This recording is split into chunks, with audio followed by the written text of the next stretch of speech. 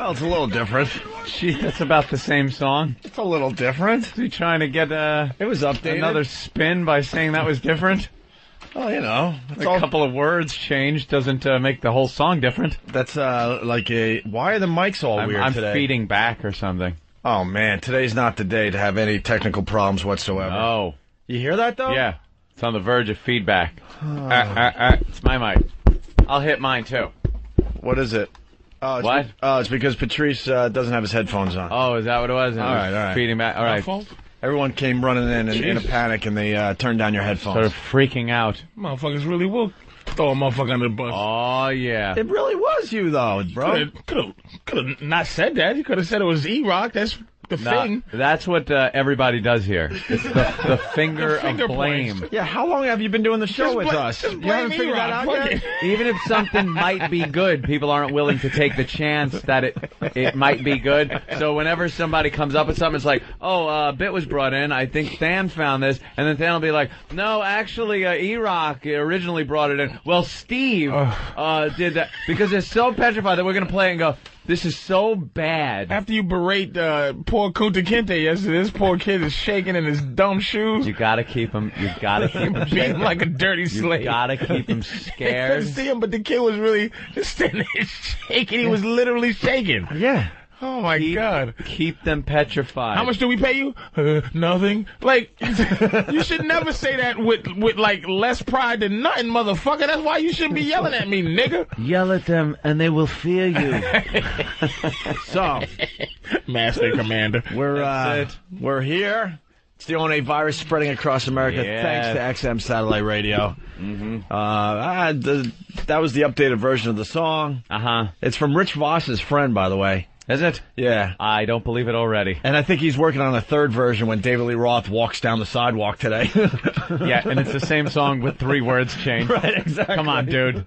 If you're going to do a new version of it, I want a completely new song. It's perfect, though, because it's like a one-hit wonder band. Yeah. You know, you get the one-hit wonder, and then they try the follow-up hit. And it sounds exactly like it. Yeah, just slightly different. A little sideways. It's just twisted a little bit. So... where do we begin? How about with this? The blue folder. The blue folder that you're showing to Pal Talk? I had to bring it in. All I know is last night I get a call from Opie. It's about 9 o'clock or so. Tops. Now, things are going on. Mm-hmm. I think it's easy to assume things are going on. Business ventures. Things that include us, Super Agent Bob Eatman is involved. Lots of lawyers. Yeah, lots of lawyers. So I'm on the phone. I got my cell phone, I'm on the computer, and my regular home phone. And what's the matter, Derek? Is there a problem that I should be concerned with? It's his headphones. See, Derek jumped out of his seat. Patrice's headphones again? Yeah. Like, if they're not on, it fucks it up? If they're not on your head, the volume has to be all the way off, or else it feeds back through your microphone. Well, you could just, unplug it until you need the headphones. That's all. Yeah, that's true, too. You can just unplug it. All right, go ahead. Sorry to interrupt. It's called feedback. That's all right. So yeah, I'm on the phone with all kinds of people. And then at about 9 o'clock, I get a call from Opie. Now, we're expecting things like faxes. Can you set this up better for the maybe the newer listeners? I used to be the responsible one. Oh, yeah. Okay. Oh, I was definitely going to get to that. All right. Go ahead. Yeah, Opie was the one that pretty much TCB. You were the TCB guy, taking care of business. Before we got Super Agent Bob Eatman, it was Opie. Doing all the negotiating and talking with management and everything. I was a hell of a negotiator. Hell of a negotiator. I got you $28,000 in your. When I got that $28,000, no, not a $28,000 raise. I got $28,000 a year. I got you a $28,000 contract. Thank you. And I got myself 40 at the time. And we would sit across. Hey, you got to do what you got to do. We would sit across from Shbooby. from Brucey Mittman. And he would write a figure. This would happen like every year or so when we would renegotiate, because we didn't have an agent. So we'd write a figure on a piece of paper at this Chinese buffet that he would take us to. And like he must have seen it in a movie. He'd slide it across the table upside down. You're missing something, though. He would berate us, though, for an hour first. Yeah. First, there was the yelling at us and why our show Patrice, sucks, why yelling it can at be us better, at a Chinese buffet. what we did wrong, And how we almost got fired. And it was supposed to be our big afternoon out. We're going out with the boss. He's going to take us to a really nice restaurant, and then he's going to give us a nice raise, right? Yeah. Well, it started at a Chinese buffet, and it started with a lot of berating. Like, just screaming and yelling how awful we are and how we're this close to being fired, and if we don't get our act together, we're out the door, blah, blah, blah, blah. It was his knock us down now so he can justify what he's sliding across the table. So he slides the little thing across the table upside down. With his middle finger? Yeah. Here are the figures that I figured out, boys. And the other fingers are pointing up. And as it's going, all the other fingers up, middle finger down. And all he would say is, this is all we have in the budget, too, so it's non-negotiable. This is my final offer. Final offer. My first and final offer. Deal or no deal, boys. So I got the piece of paper, and I flip it over, and it's for $2,000. A $2,000 raise. And at this point, we're like just I'm making 20. I was making 28. You round it up. It was 27.5. 27.5. That's right. Yeah. So now I would be making 29.5. 29.5. The bastard couldn't even round it up to 30. Round it up to 30. 30 you sounds son of a bitch. so much better than 29.5. Wait a minute, though. You was happy. Yeah. Now, wait a minute. Anthony was at finally what starting point, to change. That's what I'm saying. At what point did you fucking get savvy, Mr. Only $2,000? This was after a while of listening to Opie. Now, you got to remember, because this is the current time, obviously, but back in the day, I kind of taught Anthony the whole radio business. I was just happy to be there. There were times happy to be there. There were times they would treat us, like shit. I'm like, all right, that's it. We're out of here. But we just started our radio show. But Opie, I don't give a shit. We're out of here. I'll find us another. But Opie, I bet you could find you another job. I bet I'm back in the attic. Was there ever a fucking time in you guys' relationship where you almost go where the Ann was gone and no Ann? This fucking where you might have went.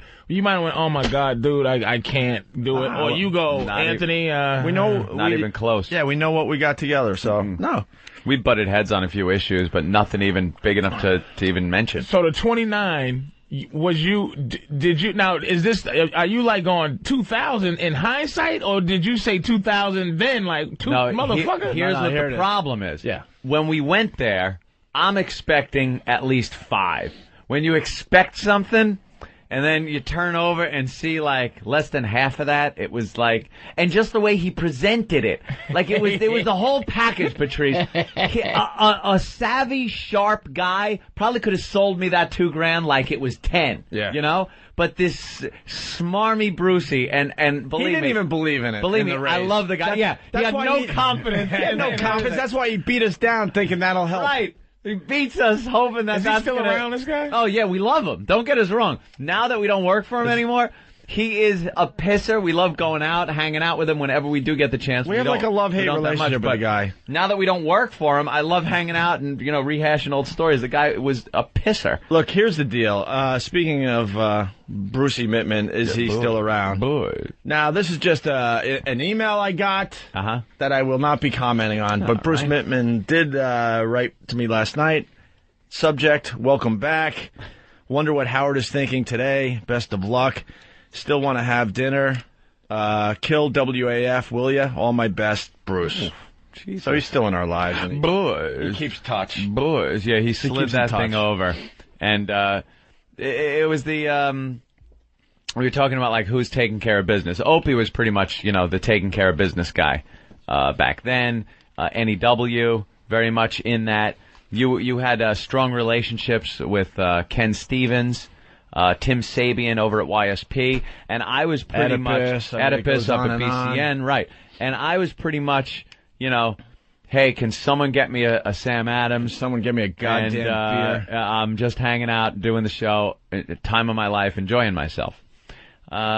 We get the boot, and things just happened, and kind of when we came back here now to XM, there was not a role reversal, but just things have changed. Opie has calmed down a bit. There's been a shift. There's been a shift. You know when there's a lane closure, it's bad, but then there's a lane shift. People still slow down, but it's still the same. But we're still going down the highway. There's been a shift. And I all of a sudden have inherited certain responsibilities that I never really had. I still don't like dealing with management, although I have to. I don't like doing any of the talking. I'm still right in there, though. Yeah, I really am. You're in there, but But you're more of a laid back. I'm the second a bill comes in, I pay that fucking thing immediately. I don't care what the due date is on it or anything. That's me. I do it all myself.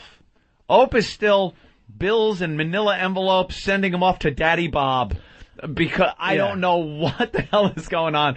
Things are always getting confused. I hear from, we share a financial guy, and he doesn't tell me any intimate details about that, but he goes, could you tell your partner to maybe give me a call? Because we have to talk about, insurance and things like that. He used to say that about you, I know. See, that's what I mean. It's slowly shifted. And I almost made him puke the other day. Where he's over my house, and he goes, I couldn't believe when you called my secretary to confirm this appointment. I called up his office to confirm that.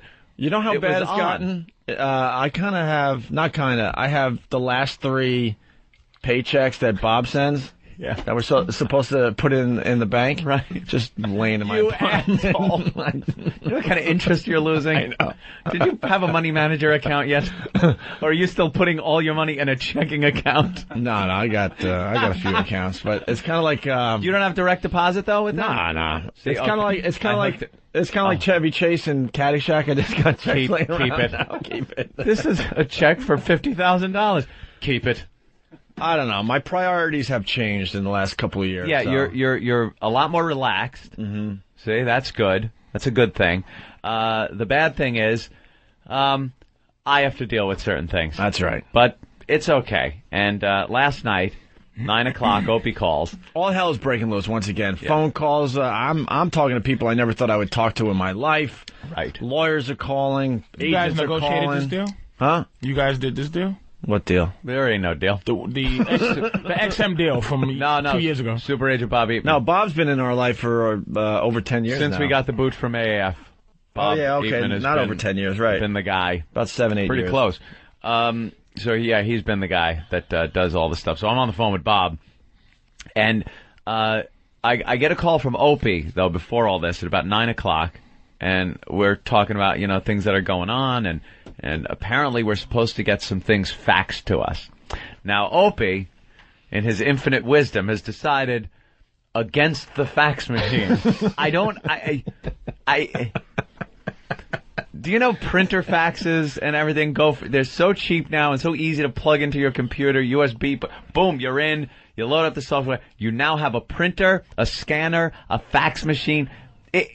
Go to CompUSA today and please just get one. My brother gave me a printer and fax machine. So you have one? It's in a box. It's in a box, of course. It's in a box, and it's been in my living room for 2 to 3 weeks, and that's where my paychecks are sitting on. So you gotta open it and hook it up because.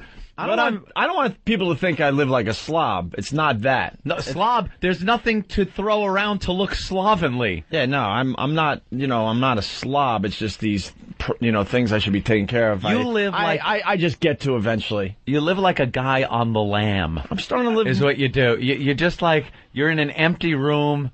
Minimalist. It's like one of those boiler room scenarios. A phone and a computer, and you're scamming people out of their credit card numbers. I kind of always wanted to be a hippie, I think. Is that it? So I decided this. You're a minimalist.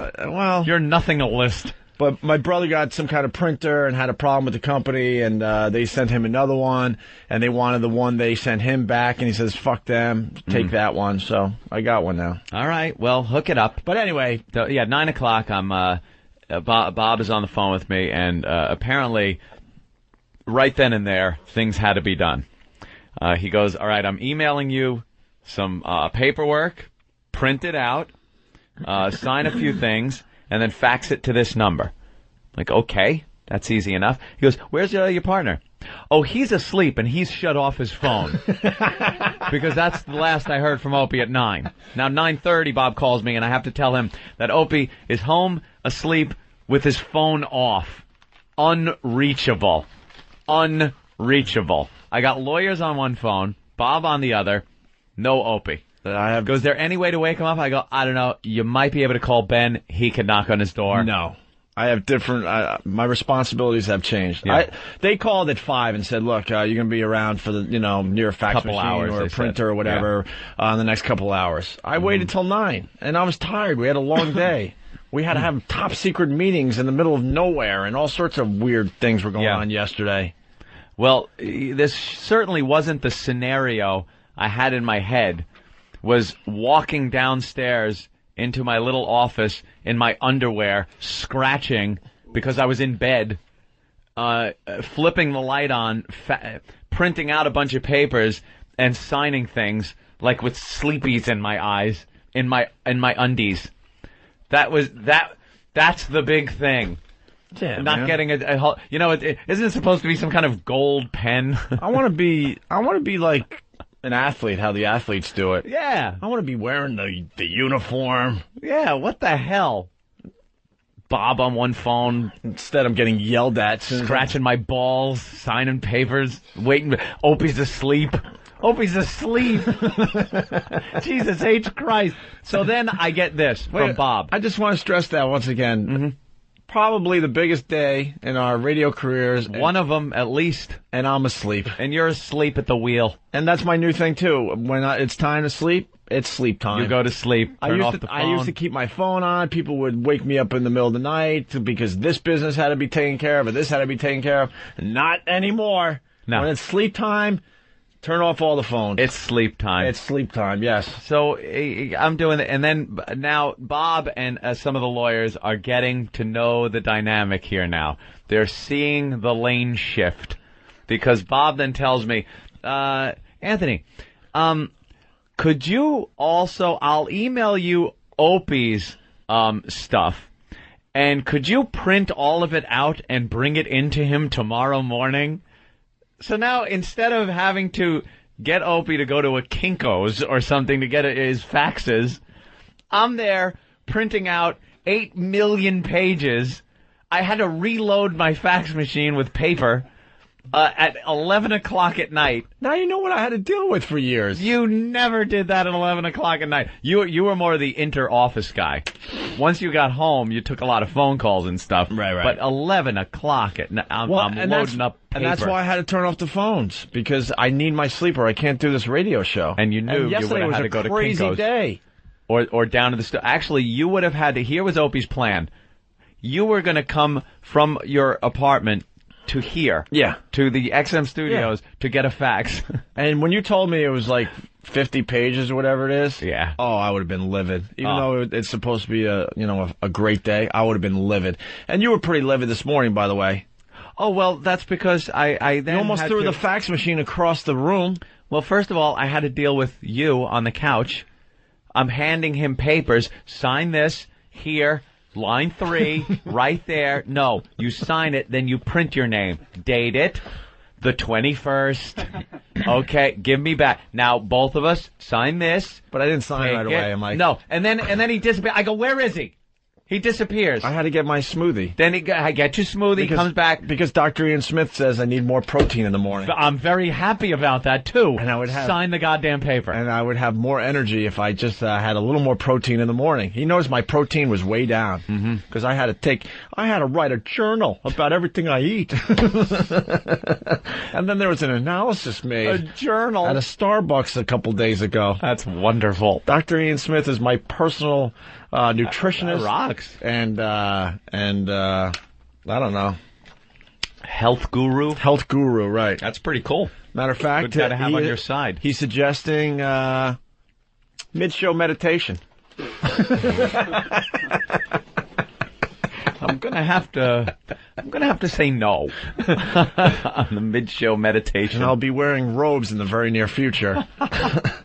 And don't get too shocked when I come in completely bald. Robes? Oh, no, not those type of robes. I gotcha. Yeah, but I walk in at I don't know. I was a little late this morning too, which wasn't the best thing. And all of a sudden you're just yelling at me. Sign this. You're in a major panic, and I'm like, how funny would it be if I just decide not to sign this and just walk away? You have to. And you're like, what are you doing? I'd have just forged it and sent them. It doesn't matter at this point. It really doesn't. Just find another redhead. Just whatever it takes. Sign the goddamn paper. Hose down the seat, get another redhead in here, and just call him Opie. So Anthony said either your signature or your brains will be on this contract. So I get the signatures from Opie, and now comes fax time. The big, huge fax machine here at XM. I get the number that I'm supposed to fax it to from one of the lawyers, and I dial it up, and I fax it, and you hear the little faint from the fax machine, and then you hear... Hello, you've reached... please leave a message after the beep. That's when you know. When your fax machine talks, something's wrong. When you hear words coming out, you're supposed to hear like... beep, beep, beep. You know, it goes into fax mode. It's talking, so I'm like, she gave me the wrong number! So I had to get Ben on it to get the right number. Let me call her up. Psycho Mark, let him get the number. In between doing Psycho Mark impressions, he's helping you out. Psycho Mark, Master Poe impressions. He's fucking Rich Little back there. Has to get me a very important phone number. Gentlemen, I saw you on TV last night.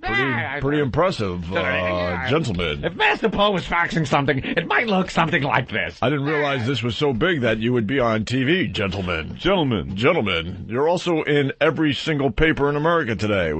Opie, I hear you're going back to BAB. That's got to be pretty big, huh? Got to be pretty big, huh? Gentlemen. Are you so I get the staying here in this particular area? Well, where would we go? We work for XM Satellite Radio. Yeah. Where are we going? No. I'm talking about... Just saying, because sometimes it's pudding and shit around this thing, so I'm saying... about paperwork. There's a lot of pudding and stuff here. I'm saying, will you be going to another place just because it's cleaner? Why would it... What if this whole thing is our latest prank? Huh? What? This whole thing. What the fuck are you talking about? I'm just talking about pudding on the ceiling from Twitchell's. What if it's our latest prank? What if we got everyone in a tizzy? We're always off on April Fools. Why can't we just push it a little further? I'll tell you how amazing you motherfuckers would be if you would. The greatest prank ever. There'll be 6 or 7 other motherfuckers going, we all got you. It could be a prank. Let's just see how far we take it. All right. So anyway, yeah, hurry up with the fax thing, I guess. No, it's pretty much done. I got the fax number finally. It just took so long. Everything takes so goddamn long that everything. And then I'm walking back to the studio, and I look where you usually sit, and you leave this very important 38-page document laying on the couch in the office, face up. Yes, I took it, and it's in the folder now. Do you read those contracts? I read everything. Anthony is... I read every word. Hold on, Patrice. This is what I can tell you about Anthony. From the beginning, I always relied on him to read through all this stuff. Because this is not that is not my strength whatsoever. Now Bob is mumbo jumbo lawyer Super Agent shit. Bob Eatman is the guy. He draws them up. But he helps draw them up. But every time there are other people involved that draw them up, and then they go back and forth. There's a little inside stuff. Every time there's a really important document or contract that we have to sign, I'll call Ant and go, so what's in there? Anything that I have to worry about? He goes, nah. And I just sign. I trust them that much. Thereof, thereforth, thereof, thereof, through the thereof, though forth. Lawyers have and twisted forth. simple shit into into careers. I guess they had to figure out, I'm a lawyer. What do we do to make money? We got to make shit so complicated that the normal Joe can't understand it, and then they'll have to hire us. So we'll throw in like fucking Latin. We'll make shit in Latin, and we won't change it to English. I still be fucked up sometimes when I'm signing shit and it says, it's by 2 lines. When I go, what am I supposed to, am I it? By. So by is what? By is the motherfucker. I'm the dude. Who is it? I'm me too. Yeah. Because sometimes if you have a corporation, you're like, all of it. So I'm like, oh, wait, I'm the loaner. Okay, I'm loaning me out. Yeah. To the lendee. You. The but I'm the motherfucker. What? Yeah. All right, Patrice. So can you just put my name in there so I know? Could you just file my documents? No, you will be taking that home with you. I will take mine home with me. All right. And the other one, some documents. We'll make copies of. Let me see what you guys making. Slide that shit over. Motherfuckers, I get up at 9:30 in the fucking yesterday morning to get here on time. Let me see some of these fucking paperwork. Only paper I got is your fucking interns telling me it's Friday. Today's fucking tapes is gonna be on, you fucking millionaires. 2 millionaires. You can't get a better picture than this shit in the back of the fucking. Oh, is that awful? What the fuck? Was you electrocuted this morning? That I know. Where's your hat, I really nigga? needed a haircut that day. Dude, this motherfucker look like mattress stuffing. we finally get a little press, and they literally hate us. Found the worst possible pictures. Awful. They always put in really bad shots. And fucking Opie and David Lee Roth look the same. It's like, can we mess your hair up exactly so you look like David Lee Roth? And Anthony never looks like you look like you really are. This picture behind you is your stilo. That's you guys think, because this smiling shit. That don't work. It just ain't. I know. The smiles of happy old men. Hi, motherfuckers. Now, you know where this picture was taken? You're looking at the New York Post. Oh, gel and Radio everything. Days. Yeah. Opie and Anthony's return leaves Roth speechless, but has Howard buzzing. This was a top-secret meeting we did with John Minnelli before we signed with XM Satellite Radio down in the Village. Is that where that picture's from? Yeah, absolutely. So a couple of years ago. Wow. Yeah, it was a couple of years ago, and we were actually during this meeting, because he wanted an update on what we were doing.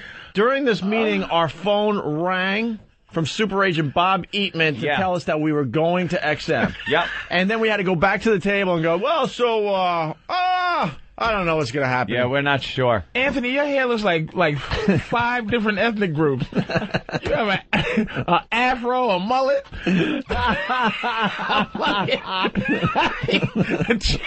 Chinese bowl cut. What the fuck?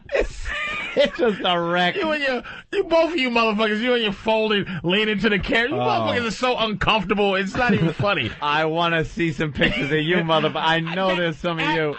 You might, if you know what'll be worth money one day if I ever get famous is a picture of me smiling in the picture. Yeah. I just can't do it. It's just, it looks like how painful you two motherfuckers look. You always put on a happy face. You got it for the paper. I never seen you without a hat before. It's very and I was just getting out of my anorexic stage. I'm not even kidding, man. Oh shit. That is the worst picture ever. Jesus Christ. Well, the picture in the Daily News is much better. I think the picture in the Daily News is the best. Yeah, the best one this morning. Great one. Here, go to the Daily News there and go to page 127 in the back. Oh, yeah, that's a good one. Because this is such a big story, it deserves to be on page 127. No respect ever. That's a good picture. That's a perfect picture. What's wrong with that picture? Yeah. What's wrong with that picture? There's no and in this Hello. It's why have a picture of the pervy pal? Yeah. Is there a reason to have a pervy pal There's in there? something going on with the New York Daily News and Anthony, because in recent months, they have just decided to have a picture of me and not Anthony. You know, there was an issue where it was in just the ranks, me. baby. They trying. There was a picture, though, an article, though, where it was just my picture. Divide and conquer. They won't put both of us in. Yeah, that's the other thing, because they don't have room. It would would be better if you was going to do that. If you was going to be the news and go, listen, let's get them to be like, just see if they test their egos. Yeah. Yeah, You know? let's just put one in, see Test if they their start going egos. at each other. really? Nah. It would be more. Never. I know. Stop always blowing off the fucking dissension thing. We know you love each other, motherfuckers. No, Patrice, So not- we just testing the. Actually, we just make fun of each other when this happens. We count them. We count up how many pictures the of New me, York how Daily many of News. him. Oh, we count the quotes. Quotes. He got See, it's Opie's picture, but I got credit for one of the quotes. He got credit for one of my quotes. Yeah. In the From same yesterday's article, where show. it's just one picture. From yesterday's show, the Daily News is reporting Anthony Cumia yesterday took a swipe. Can you get my fucking name right? Took a swipe at their rival Stern, saying, "I wonder how he'll try to spin this." And Greg Huggins is the one that said that. That's right. Greg Huggis said that, not Anthony Cumia. Come here. Anthony, come here. What is it? Come here. Come here. Come here. Hey, come here. Oh, I had to deal with that one growing up. Hey, come here. So Come anyway, here. yeah, the pictures are not too flattering Yeah, today. Report. Opie and Anthony in for off. And then it's just Opie. Yeah. Opie and Anthony in for off. I plan on doing the show, Just and Opie. it's going to be wonderful. You see we my don't need picture both here? These motherfuckers. Hey, this guy doesn't think we'll put him on the air for some reason. Let's say hi to Seth in Miami. Seth, what's up? Hello. Hey, Seth. Hello, sir. Hello. Hey, I'm glad that, I'm surprised that you guys put me through because I told them that I was a Stern fan. There's And nothing normally wrong your with screen that. is Here's the difference between the two shows. We throw you guys on.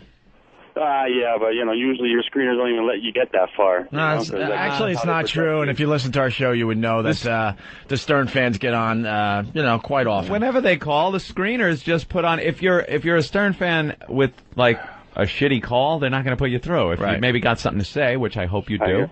Well, I hate go to ahead, tell speak you, your with piece. or without your sleep, with or without your protein, your fucking show sucks, man. And I see you have your black hole there today. Huh? Keep going. Oh, Hey, Seth, Patrice. that was a terrific phone call. Wait a minute. Please right. don't hang up on him. Seth, continue. Now I want to know. I just want to know this: how do you listen to the show? Well, unfortunately, it felt like I was sitting in a dentist waiting room right now. But I don't have XM. I have Sirius, which is the way to go. Sir, how do you listen to the Opie and Anthony Show? We're on XM. Yeah, I understand that. No, once in a while I do listen. No, hold it. How do you? I'm asking you. How do you listen? What XM unit do you listen to? Well, where I work, they play it on the system inside the office where I am. They put which, what type of work do you do? Like, what's the line of work? Well, I prefer not to say. You could, Why? Dude, it's You not know what like we do. It's not like you're telling where you work. Is it the computer industry? Is it food? Is it service? Like Poor what? Seth thought he was going to get under our He's skin. about as dumb as I've never heard of. I'm trying. Hold on, Patrice. Hold on. What type of business is it? It's a retail business. A retail business that is playing a show that curses every 2 seconds and Well, talks it's a about private- cunt no, and it's a retail pussy business. and Seth. I'm really not thinking you're being honest here. You No, I am don't. being You're honest. not It's a familiar with the retail show. You've Yes, listened I to am. Howard Stern bash us. You listen to the fans bash us, but you really don't know. Name one thing you've heard on our program. Well, yesterday you were talking about fucking 9/11 for 2 hours, and Patrice and his stupid black shit Okay. all over the place. I don't know what the fuck was going My on with stupid 9/11. black shit. God damn it. I'll agree with you, Seth. It was stupid black shit. I wholeheartedly agree. you're a fan of now the I show. like Seth. Now I agree with Seth because I hate that 9/11 conspiracy shit. Oh, Steph loves it too. Come on, stop playing, Steph. Don't be. You can be racist, but don't be mean. Seth, we understand what Seth, we understand what you're trying to do, and it's just not working. You should be honest and realize you failed miserably.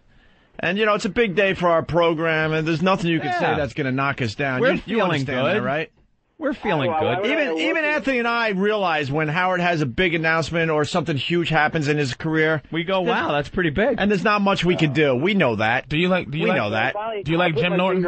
I put my finger on it yesterday because the differences between the shows, and you can hear it out or you can't. All but right. the difference between the shows is basically this: you guys have it scripted out. Patrice doesn't. Oh my God! Scripted. You guys have it scripted out. Dude. All right, hold on. Seth. How do you think we have it scripted? We don't even know. Explain We that. don't even know what we're going to talk about next. That's the beauty of what we do. Scripted? Well, Sometimes we that's fall obvious. flat on our faces because we don't know what we're Well, doing. that's next. obvious. Yeah. Oh, now he's saying it's obvious we don't have it scripted. Seth, you're a fucking boob.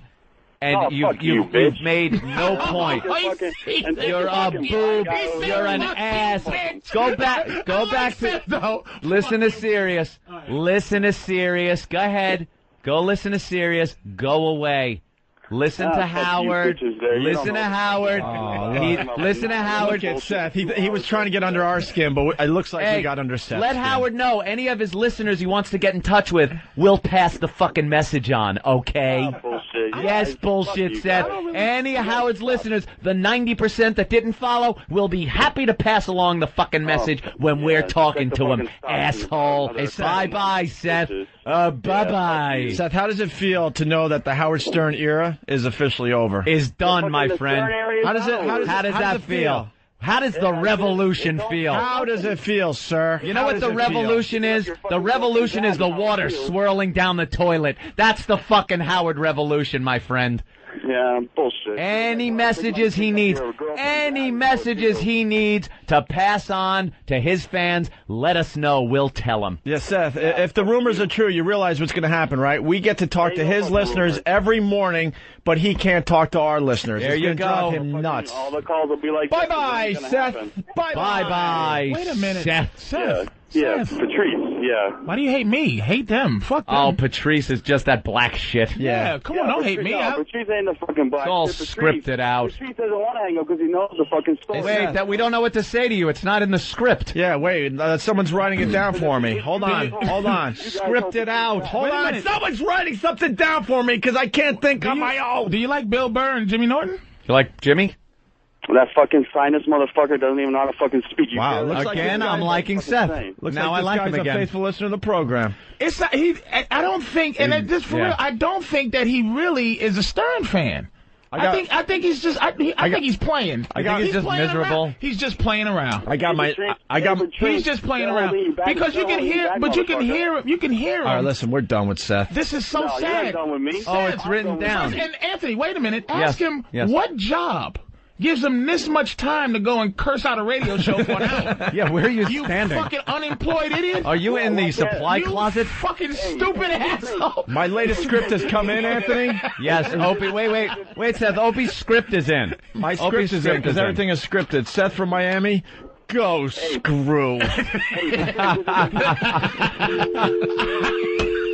Thank God that was written down. We might have to get better writers, by the way. Holy shit! Who wrote that?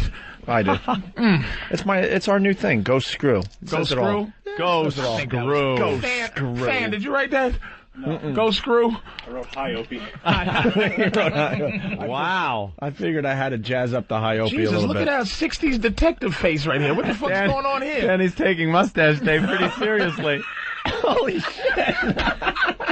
We wanted to do Mustache Day, but I had to shave because we may be doing a lot of things. Jesus, wrestler manager face. Look at this. Yeah, he's growing the sides up too. Those are growing in. Well, I figured that was probably the most ridiculous thing you could possibly That could be. Wow, that's good, Danny. I thought it was good Mustache start. Day. Good start. Wait, You know what, Danny looks like a picture. You look like a picture of a Ming Dynasty leader. Like he Genghis like, Khan. He's like Sun Tzu. He got Sun Tzu. God, that makes you look more Asian. You're right. He looks like fucking. Have you read his book, The Art of Stupidity? Hey, Oh my God. hold still for Pal Talk, man. There you go. Yeah, that's a great shot. God, man. Danny. And Now he's turn growing- this way slightly. He's growing in the curls on the There end, you go. which are a And little now light. turn the other way. There you go. For Pal Talk. good. The guys have decided to do Mustache Day today. We'll take a digital picture and throw it up on opieandanthony.com. God damn, that's good. What'd you hand in? Me? More Imus? Oh my God, we got to get to all the Imus audio. We got to get to the Howie audio. Imus very we gotta supportive. we got to get to the news reports, the articles, the fans. Let's say hi to John in Long Beach. John, what's going on? Hey there, Jen. Hey, what's up, fellas? Hey. Hey, Opie, you look like a cougar's wet dream in the post. Wow. A cougar's wet dream. It's like Quentin Tarantino from Pulp Fiction. Dorks. It looks like a couple of A dorks. couple of dorks. Yeah, the pictures aren't flattering. Oh, well. All right, punch it out, boys. All right, thank you. Let's, what do you want to do here? My God, should we take a break? Should we get into the Imus? Imus is all over this today. Imus. It's funny. Scripted. This show could be the furthest thing ever, anything from being scripted. Oh my God! It's funny how negative. Some days we dream to be scripted. It would be a pleasure to be scripted. Yeah, let's go to Don in New Jersey. Don, what's going on?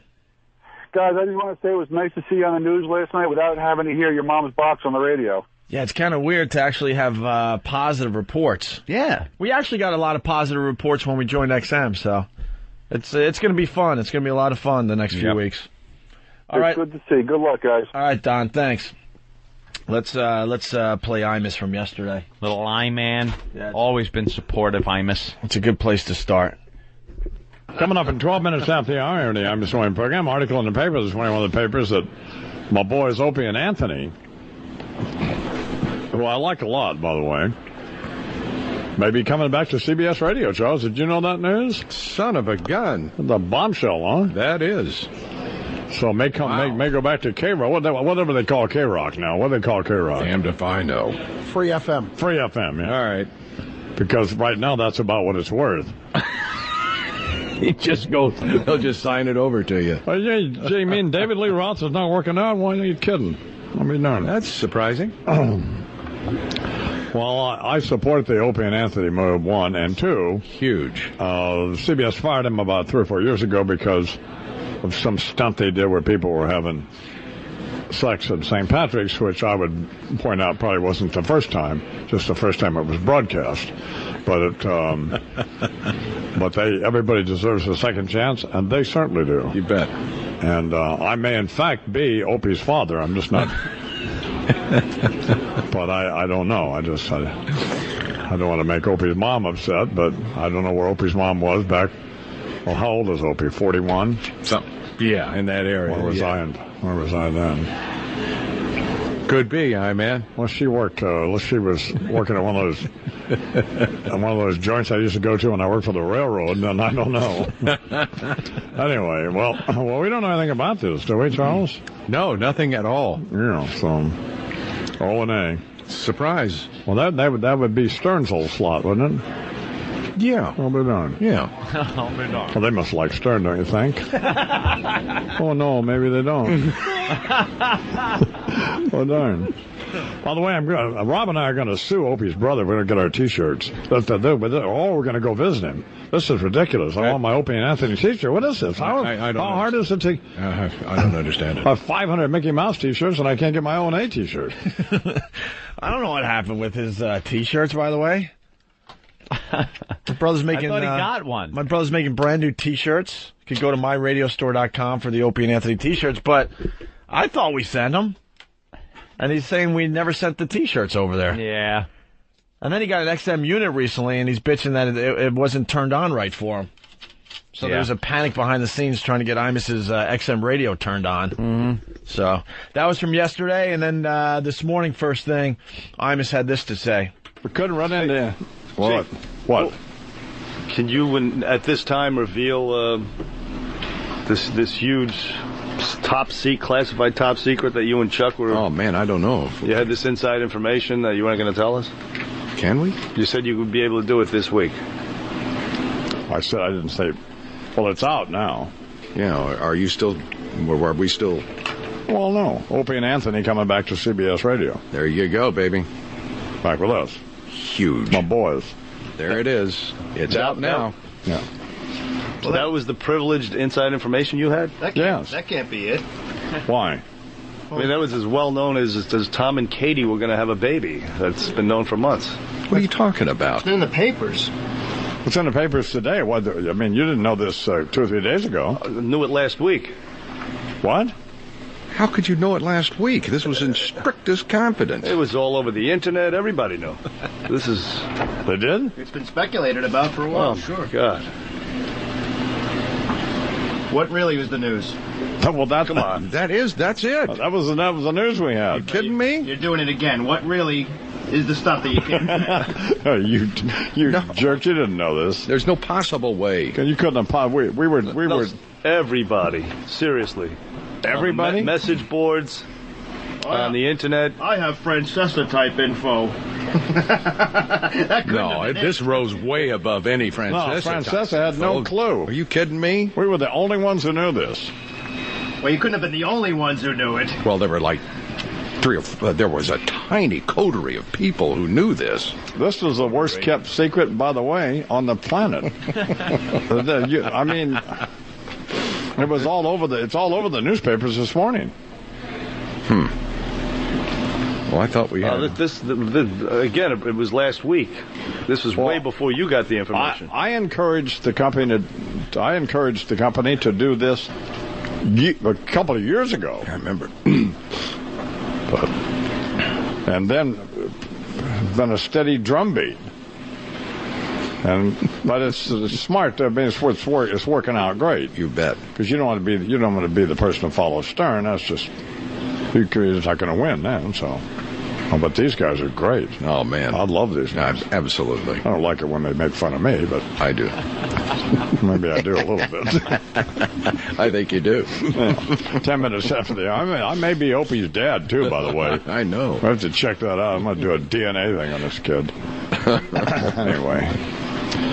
Big secret. Oh, yeah, for like 2 days. Well, we can't say anything yet. Yeah, once again... Well, I thought it was. I mean, we were assured that it was... Everybody was talking about it at the radio station. Well, yeah, but see, But we knew, sort of.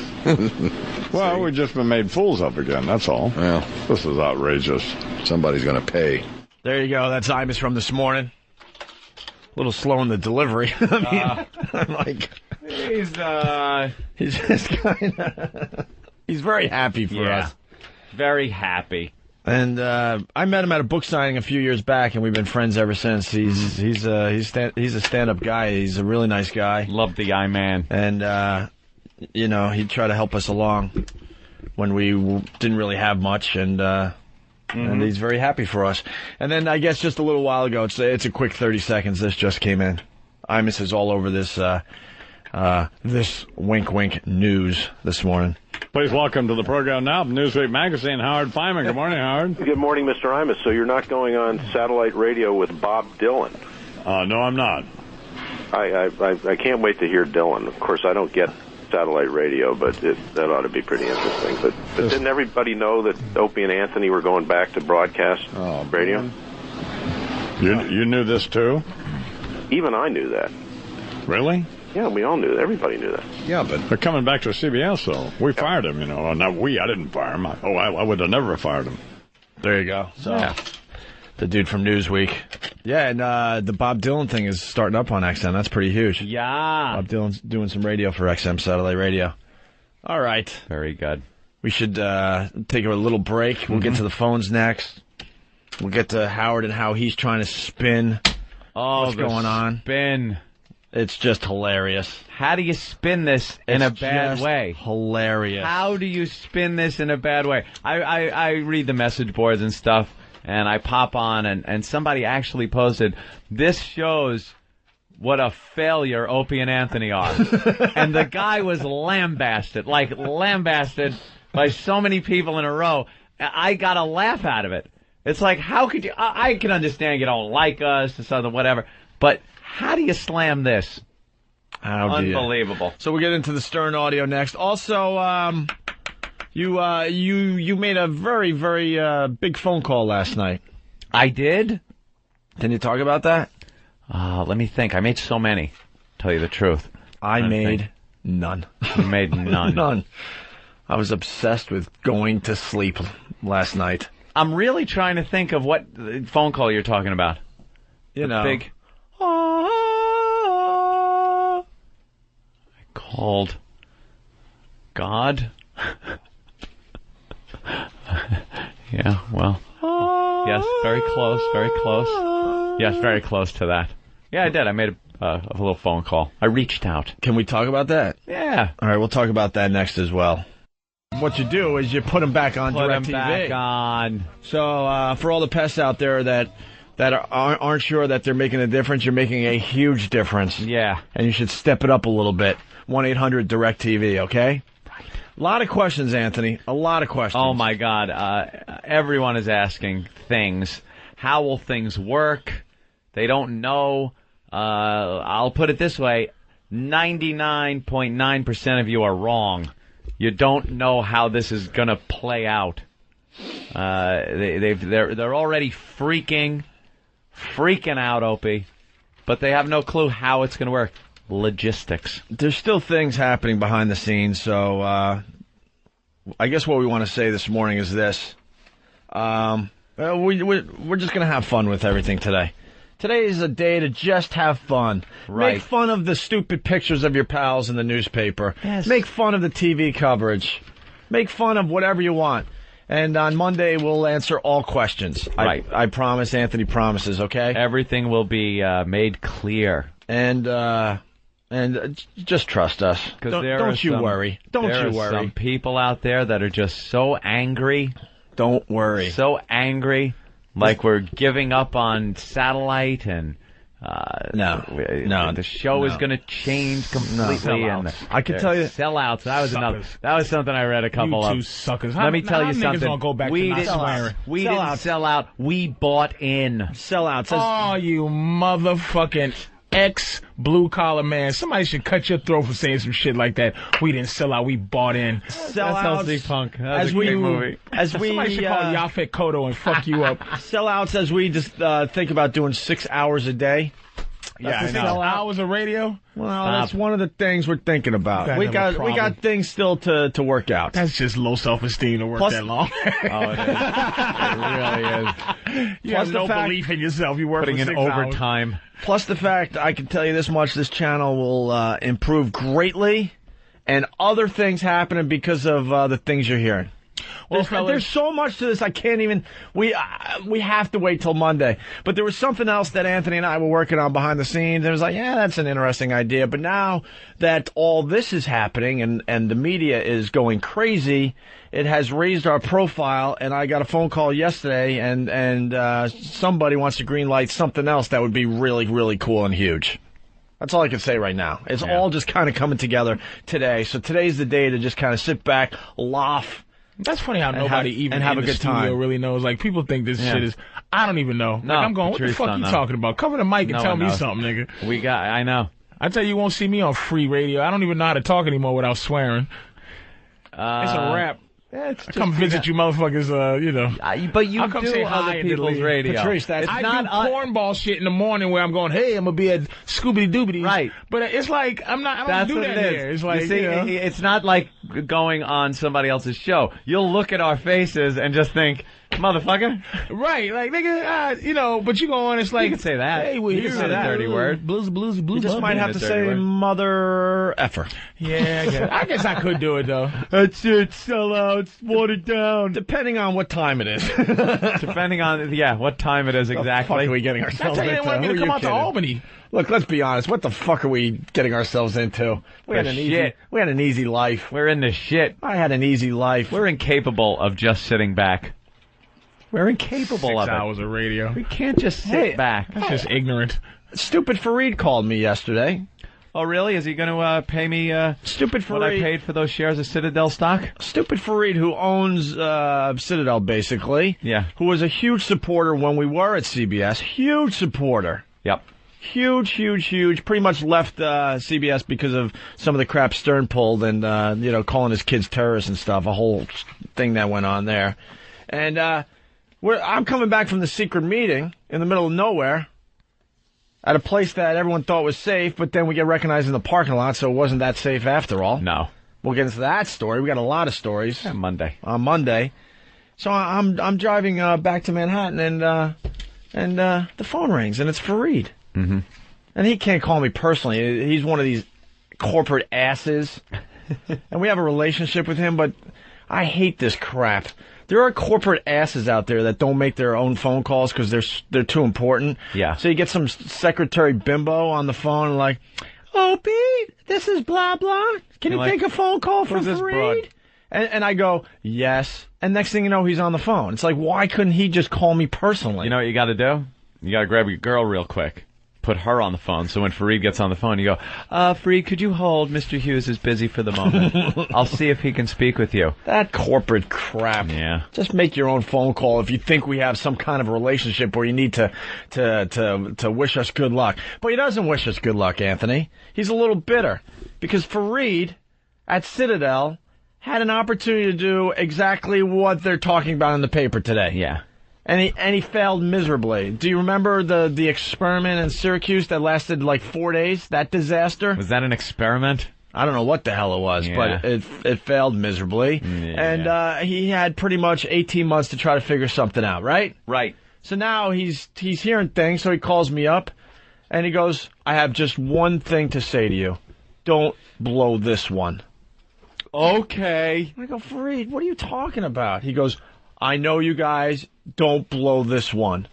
And I'm like, I'm a different person, Fareed. We've learned. We've had, enough time off to realize, look, we love what we do.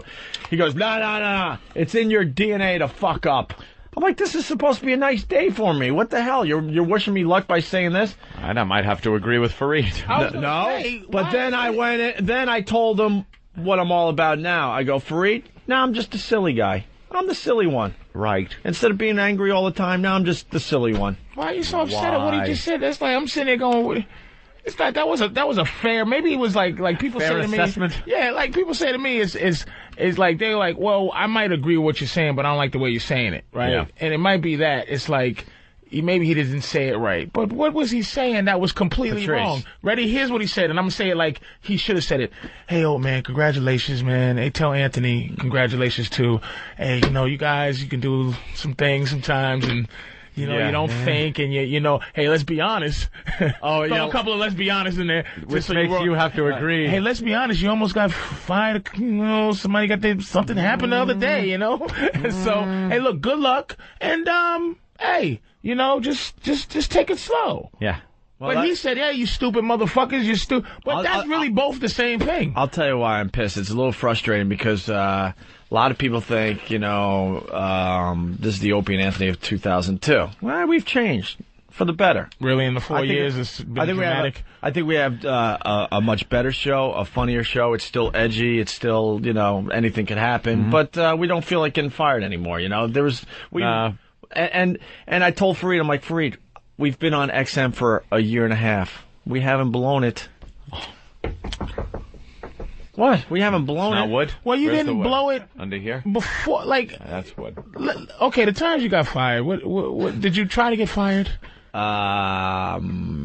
Was fired in your mind when it was unfolding? 1 out of 2. Yeah. I mean, you could have got fired for Turkey Day, really. And you wasn't planning. Was you planning on getting fired for Turkey Day that day? Nah. If somebody had to chop somebody else in the head with one of those axes they brought. Wasn't our fault. It would be like you could have got fired for that. Yeah, maybe. But you wasn't trying to. No. 1 out of 2. Also, getting fired from that. Rat trap to the balls. From that job wasn't that bad. That guy's ball could have flew through his scrotum like a Oh, believe me, legal had pawed over that whole thing. Made sure that was fine. Pat from Buffalo. Pat, go ahead. Hey, Ope, how silly does the lady you whip poker chips at think you are? Why are you blowing up my spot? Yeah, You're that really was silly. When you whip poker chips at a woman's head. When I first came to XM, I was still very, very angry, but I'm slowly but surely moving into silly mode. All right, there's been some incidents. Yeah, you guys are right, smiley now. You guys did smile now. That used to be your Steelo was like surly little look on their pictures like that, with a picture of Jim's head floating somewhere in there. Now it's just happy old men, happy middle-aged men buying houses. I could settling down. We've had a lot of meetings and discussions in the last couple of weeks, and a lot of cool things have been said. And there's a new regime, and there's some people that have said that we weren't treated right when we were over there. Well, there's some people that still there. That's any remnants left, like maybe lowercase guys back then that upgraded or that got promotions. Or honestly. Not really. No one that's going to get in the way. No, I mean, all somebody the big players that could have been a fan back then, too. Like, somebody that could have been a fucking intern, but now they're, like, director of... Oh, my God. Whatever. There's a guy that was interning at NEW who's now, like, way up in the company. And he called me. He's like, oh, Opie, I would just want to take this time to congratulate you or... because I'm hearing things. I'm hearing things. Right. And I'm like, dude, you used to get, like, Ron and Fez's coffee.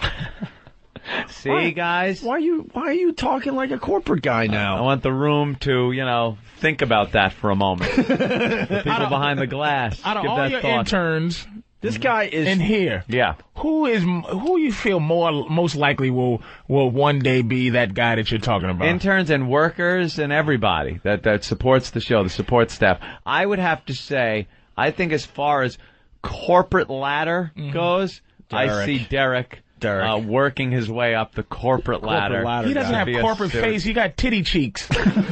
Corporate people don't have titty cheeks. Derek has fluffy cheeks, and he always looks like he's getting ready to go skateboarding. But you give him a few years of experience in a suit, and he'll fit right in. I like to see him in a suit. Make him wear a suit next time I'm here, just so I can know what he's going to look like. Right now, he just looks like he fucking jerks off all day long.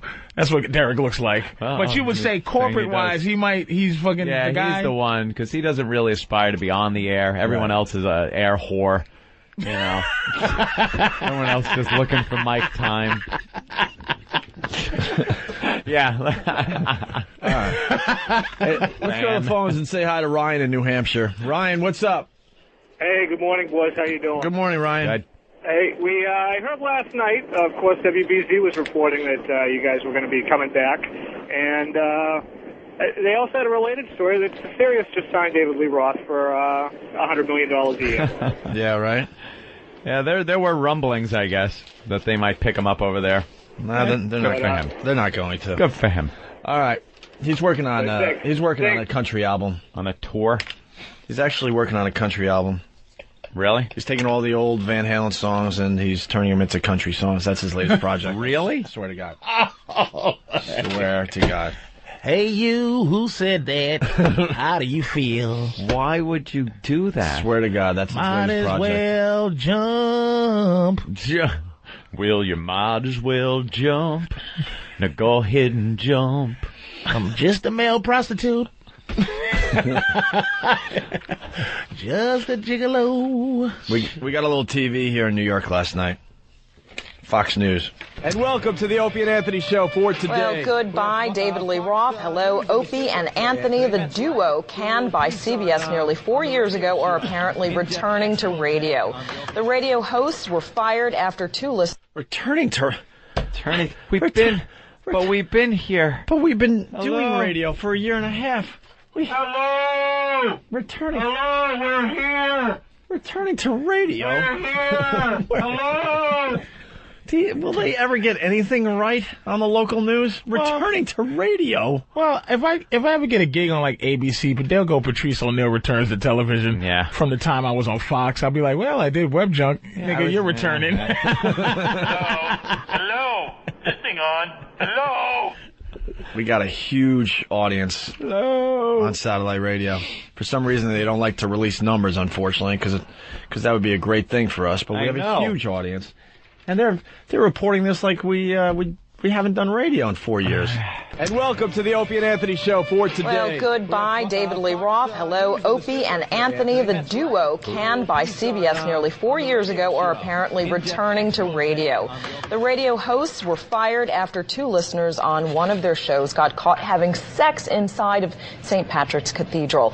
Now the Post is reporting that they're set to replace FM's David Lee Roth, who actually came after Howard Stern because he had low ratings. David Lee Roth didn't last too long. No, he really didn't. And the nice weather's not going to last too much longer either. Oh, man.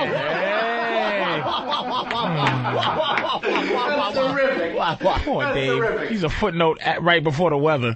And speaking of not lasting. Oh, not lasting. This heat wave. Oh, the warm weather. God, get the guy a goddamn it. Well, does it have to be this bad? Does it have? Can't you just go, hey, man, he gave it a good try. He's David fucking Lee goddamn Roth, know. by the way. You know what I mean? Well, give him a goddamn break.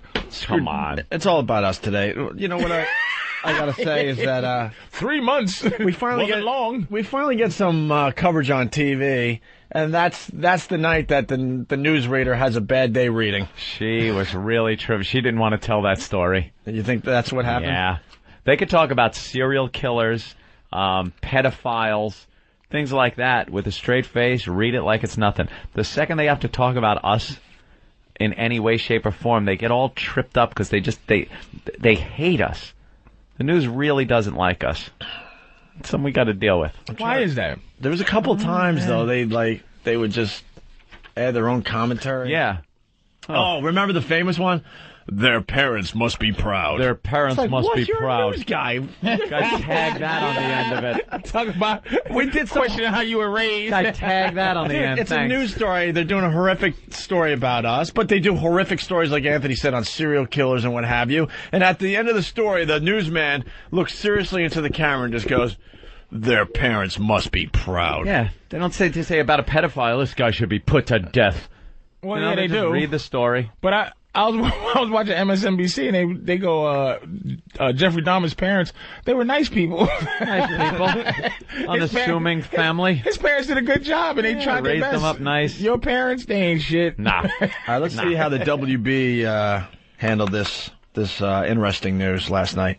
Well, shock jocks Opie and Anthony may be going home again, returning to the network that fired them. Published reports say Greg Opie Hughes and Anthony Cumia will be brought back to CBS Radio to replace David Lee Roth's dismal turn as a morning show host. The spot, of course, vacated by Howard Stern. Opie and Anthony lost their network gig back in 2002 after airing a live account of listeners having sex in St. Patrick's Cathedral, you might recall. At the time, Catholic League President William Donahue blasted the stunt. Donahue now says he hasn't received any complaints about the two shock jocks during the time they've been on XM satellite radio, and the Catholic League wishes them well, and I'm sure that'll be the first thing they try to change when they get back on the air here. No. Jackass. God. How do they know David Lee Roth was dismal? Rating. The ratings were horrific. What do you do? Patrice, it's so involved. It's the Arbitron rating system. They hand out diaries. Is it theoretical or is it real? You know, you would think in this day and age, that they would have some type of technology involved, computers, something. They actually mail in the mailbox, paper mail, a diary. And you're supposed to keep that and write down what you listen to and when. And then when you're done, you send it back.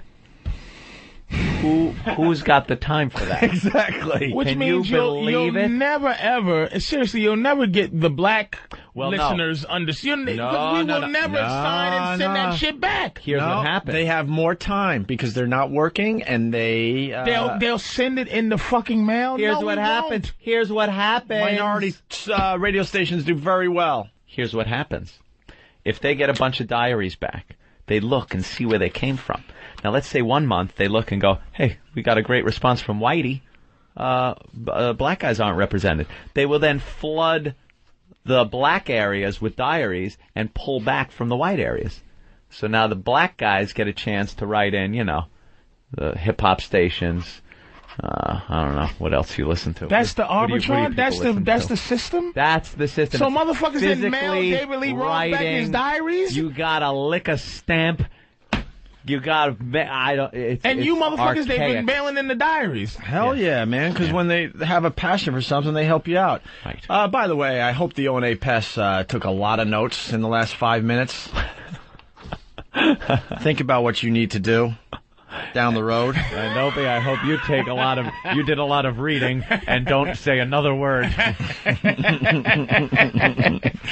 So the Nielsen, I was supposed to read that thing. The Nielsen thing is different, right? Like that's just one family represents like 100,000 people, and that's hooked up onto your television set. It knows what you're watching, and you don't have to write it down. But it just knows what one family's watching, and it just represents. I think they could also do what's in different rooms in the house now with the Nielsen, and one family represents one person listening to the radio represents X amount of people. So You'll have a great month. We've had this happen to us. We do a great month of radio. We know we did really well. Right. Had a lot of calls, doing good, feeling good about it. And the ratings come in, and they're not as high as you think they should be. I think and it then should be an exact fucking science, man. It should be. When your job is at the line, because I'm thinking about in case I get on the radio and motherfuckers don't send in their diaries. No. I'm like, That's I part gotta of the listen to this stress of it. motherfucker. It's part of the stress of it. Every day you have a diary thing where you're trying to get people to send in your diary. You can't. You're not allowed. Hey, everybody, come on out. You can't. Send your diaries in. It's against the law.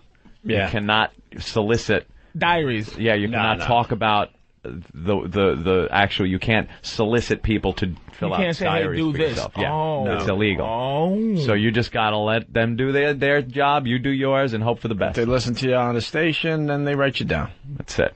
That's it.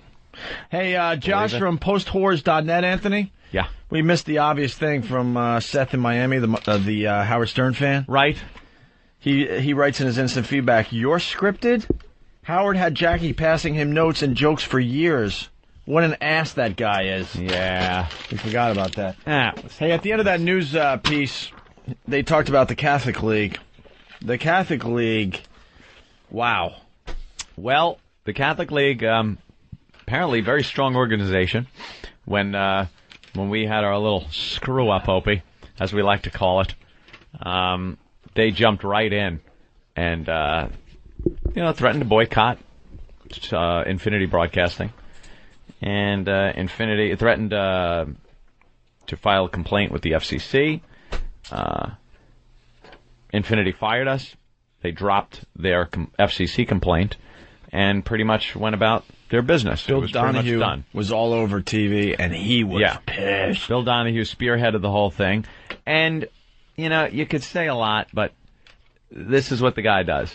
He's the protector of the faith, If somebody's bad-mouthing the Catholic Church or doing anything, his job is to go out there and kick a little ass. Kick a little ass for God is what he's doing. And when we got hired here at XM, he was in the news one day for something. I think we were reading a story, and he came off looking hypocritical about something. So we decided to try to give him a call and have him on the show. Lo and behold, he shows up, on the phone. And we thought it was going to be a real cat fight, a lot of yelling back and forth. But the guy was reasonable. We don't agree on a lot of stuff. But it was a very civil conversation that went back and forth. And by the end of it, we have no problem with each other. He does what he does. We do what we do. Like I said, we certainly don't agree on a lot of things. But that's the way it is. We were glad to see he was open-minded enough to come on. I think he likes the spotlight, which is fine. Who doesn't? But he came out with a press release yesterday about this pending alleged move to CBS by this program. Here it is. Opie and Anthony moved to CBS Radio. It's on the Catholic League news release and on their website. Catholic League President Bill Donahue commented today on news about a pending move to CBS Radio, by CBS Radio, to hire talk show hosts Opie and Anthony. And quote, "After I lashed out against Opie and Anthony for providing an on-air account of a sexual stunt at St. Patrick's Cathedral." Why can't I read today, Opie? Why can't I read? Because you were up making copies of my documents. I was up too late making your goddamn copies. So pass the ball. I'll do the Bill Donahue stuff. After I lashed out against Opie and Anthony for providing an on-air account of a sexual stunt at St. Patrick's Cathedral in 2002, they were fired by Infinity Broadcasting. Maybe no one could read this stuff without the CBS radio outlet. Once they were dumped, I withdrew the complaint that I had filed with the FCC and asked the FCC to drop its investigation. On August 5th, 2004, I issued a news release about the decision of XM Satellite Radio to pick up the duo beginning October 4th. At that time, I said, "We wish Opie and Anthony well and trust they have learned their lesson." Now CBS Radio is set to bring them back on its free FM outlets. To those who say you can't go home again, I say nonsense. This is Bill Donahue continuing. In the year and a half that Opie and Anthony have been on XM Satellite, not a single complaint has reached our office about anything they've said. Indeed, when the two shock jocks were picked up by XM, their producer called one morning and asked if I could go on the air with them. Though I had some reservations, I said yes and was immediately put through. They made it clear that they regretted the St. Patrick's stunt. We mixed it up for a bit and had a great time. In short, the Catholic League hopes Opie and Anthony have a great run on CBS Radio. You couldn't ask for a better release from the Catholic League. But this story gets better. Well, Opie, while I was turning off all my phones and getting some sleep. Opie's turning off his phones, getting sleep. I decided, why not give a call to Bill Donahue? So I'm at home. I rang him up. His secretary said he was doing some kind of interview at the time, so I left my number. And 10 minutes later, he called me back. Bill Donahue. I'm like, oh, Bill, how you doing? Said to him, just want to thank you for your press release. I go, that was really fair of you. This is a second chance for us, and I appreciate what you're doing. Thank you. He was very open to it. Wished us well, said to say hi, Opie. And I asked him if he'd come on the show. He said, yeah, he'll come on. So we want to have him on the show. In the near future? In the very near future, I think. In the very near future? Yeah. So, very good. Here it is. The Catholic League. In short, the Catholic League hopes Opie and Anthony have a great run on CBS Radio, as does everybody else. Except a couple of people, I guess. Yeah, well, we got that audio right here. He's gonna go crazy. You know that, right? Yeah. Because he understands how big this is. Because we get to talk to his listeners. Yeah. He can't talk to ours. Look, 90%. It's been stated. 90% of his listeners didn't follow him to Sirius. Right, it's a fact. So that's a lot of people. And you read the papers, we read a lot of the industry papers and the regular newspapers, they've said they don't know where his listeners went. Same thing when we got the boot. They did a study, tried to find out where our listeners went. They couldn't figure it out. No station had a huge jump like his listeners went here or there or something. So, where are they? That's a lot of people. They're waiting for some type of entertainment. Unfortunately for David Lee Roth, he wasn't it. Should I play the David Lee Roth song again? No, don't play it again. Why? You know something? I've heard nice things about Dave. I've never met the guy, but I've only heard, nice things about it. Like, he's a real nice guy. He's spacey and out there, but, he's a rock star. The guy was the definitive rock star of the 80s. And he, he's a little out there in his own little world. I don't know what to believe as far as what I've read in the paper about fights and stuff that he's had with management and stuff. But everybody I've met that has worked directly with him has said he's a really nice guy, just put in a situation that was just about impossible to win. That's all well and good, but that's like, you know how Van Halen is always looking for a new lead singer? Always. All of a sudden I just raised my hand, I'm like, hey, I could do it. Shh. Opie, those aren't signed yet. The singing for Van Halen contract. When is that contract? That announcement is going to be made Monday. But Opie and Anthony, the new singers for Van Halen. That's the big announcement. But how ridiculous would that be? Can't wait to see the Photoshop. If all of a sudden I said, hey, I know I could do it. Just give me a shot. And they actually said, okay. There's a lot of guys. Do it. There's a lot of guys. See? And actually can do it a little better than I. Come on. Actually, much better than I. Come on, Dave. But there's a lot of guys in entertainment that think they could do radio, and then they get into it and realize, oh, my God, I don't want to work this freaking hard. You got to work hard at this, believe it or not. We joke about it, but you got to work hard and be dedicated to this radio crap. We'll be working a lot harder. We'll be working a lot harder. I was listening a little bit today, and he was just talking about how he changed his entire lifestyle. Like, he had a whole system of how he figured, and I understood it too, because it's like, to get up at 5. Yeah. He goes, I have to change my entire lifestyle, because if you do radio show at, say, 3 in the afternoon, you don't get up at 1 to go do 3. You're up at 10 or something. Yeah. And you're already starting your day. So he took this philosophy where he's like, he gets up at 1 in the morning. But to change his entire lifestyle to say, like, to make 6 in the morning his midday. As opposed to 5 in the morning to make it, get up and go, that don't work. That never works. Yeah, that don't work. Humans are supposed to sleep at night. I did overnight radio for 3 years. It almost killed me. I never figured it out. I tried everything. But it just doesn't work. Didn't Dave's ads say, you call it mornings, he calls it after hours?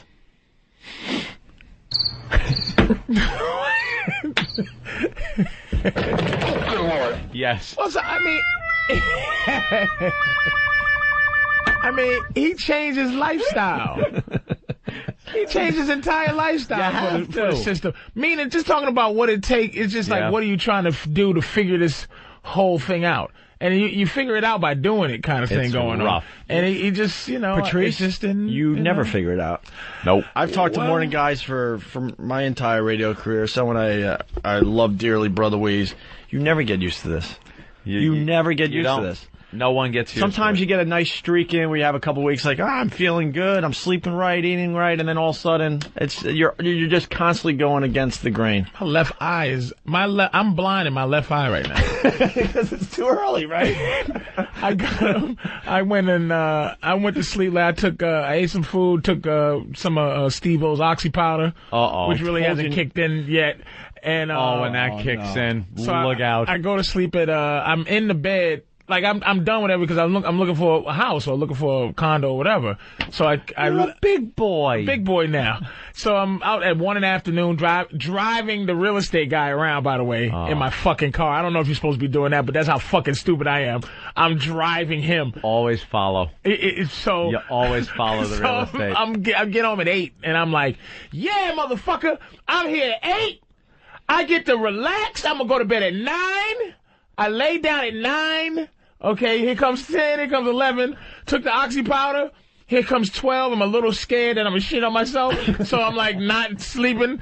So at 12:15, I'd start to doze, wake up a little bit more. A thought comes in my head. For some reason, I'm addicted to go to IMDb, to just see what people are doing. And the end of Animal House came on, so I got my fucking thing and I'm typing up Stephen First just to see what the fuck he's doing. What the hell he's been up to, Flounder? What's Flounder doing to this motherfucker? So I'm Googling Flounder on IMDb. His son is a composer, by the way. Oh, I did not know that. He composes like goofy shit, like he's a composer for goofy movies. So I'm going through that. 1 o'clock, I fall asleep a little bit. At 4, my body wakes me up to go take a piss, and I'm like, you motherfucker. And my left eye has not woken up yet. I can't see. Still twitching. I'm having problems breathing. I'm having problems. It's ungodly. It is. And I don't believe that people need to fucking sleep at night, because I sleep fine in the day till 4:30 in the afternoon, nigga. When I get home, I can crap right out. Just pass right out. But you can't, because then you're up all night. Yeah, that's the other thing. Like, when you go home from this and you feel really tired, you could maybe sneak in a nap. This is the way you're supposed to do it. Sneak in a half-hour, 45-minute nap. But you're so tired, you're like, fuck it, I got to just sleep 2 or 3 hours. And then you do that, and then you can't sleep that night, and then the cycle, starts up. It's horrific. But anyway, getting back to the Oxy powder, we warned you about that. There's nothing happening yet. I think you're supposed to take the shit with an empty stomach. Patrice, I eaten food. I took 4 capsules. I tried it for 3 or 4 days, man. Stuff was coming out of me. It was Jello. It was Jello just falling out of me. You don't do it anymore? Hell no. What, isn't it good for you to? If you listen to Steve, who's on every freaking supplement that's been banned by Major League Baseball. Don't tell me Oxy powder.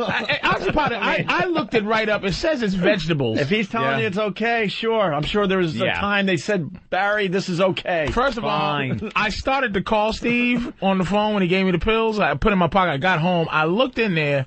They're big white pills. I was like, Steve, I've never seen anything that's just big white fucking big white like you seen in a Abbott and Costello movie where they tried to make the horse take just a white pill. I'm like, what the fuck is in this? The first sign should have been the label that just says pills. Pills. Oxy powder. And I took it like an asshole, but usually when I do shots, I cut the tops off of those plastic capsules. Oh, yeah? I'll cut the top and pour the powder in and drink. Why? But you're not supposed to do that. Yeah, let it dissolve. Let it dissolve naturally. Sometimes it's a time release Well, thing. I think it's something wrong with my gut, man. Like, I still feel full from last. I think it's something desperately wrong with me right now. Oh, my God. You could just be percolating. You could just start to be percolating. I feel like I ate. Listen, let me tell you what's going on right now. Let me tell you what's going on. You got a full belly, right? Right. You threw that oxy powder in there. It's working kind of like Drano. It's slowly working its way through the clog. It's making a passage, and then everything is just gonna fall out of you, and you're not gonna be able to hold it in, bro. You are not gonna be able to hold it in. See, I didn't realize, Patrice, that you said you still felt full. Right? I still feel, I feel bloated. Kind of what's happening right now is it's expanding your intestines. Oh yeah, that's the other thing it does. Yeah. So it falls out like Jello. Yeah. It's pushing my fucking my colon open. It expands. It expands everything, so then everything can just fall out. Basically, it produces a lot of gases. That. It produces a lot of gases so that everything loosens up. Oh boy! Just shoots out like Drano. Fucking Martini Steve has new muscles every day. Doesn't he? His arm is better than it was 2 days ago. Nah, it's all tattooed up. Fucking going bananas over here. Steve's buff. He's getting cut. So something's gonna happen. Yeah. Oh yeah. I love Steve. I mean, when should I take another hit? I took one 10 a.m. Probably. Take it tonight. Yeah. Don't do it when I get home. Well, if you have plans, don't take it. Yeah. You have plans that don't involve I was thinking about trying to fuck my girl. Wow. One downstroke, everything's hitting the ceiling.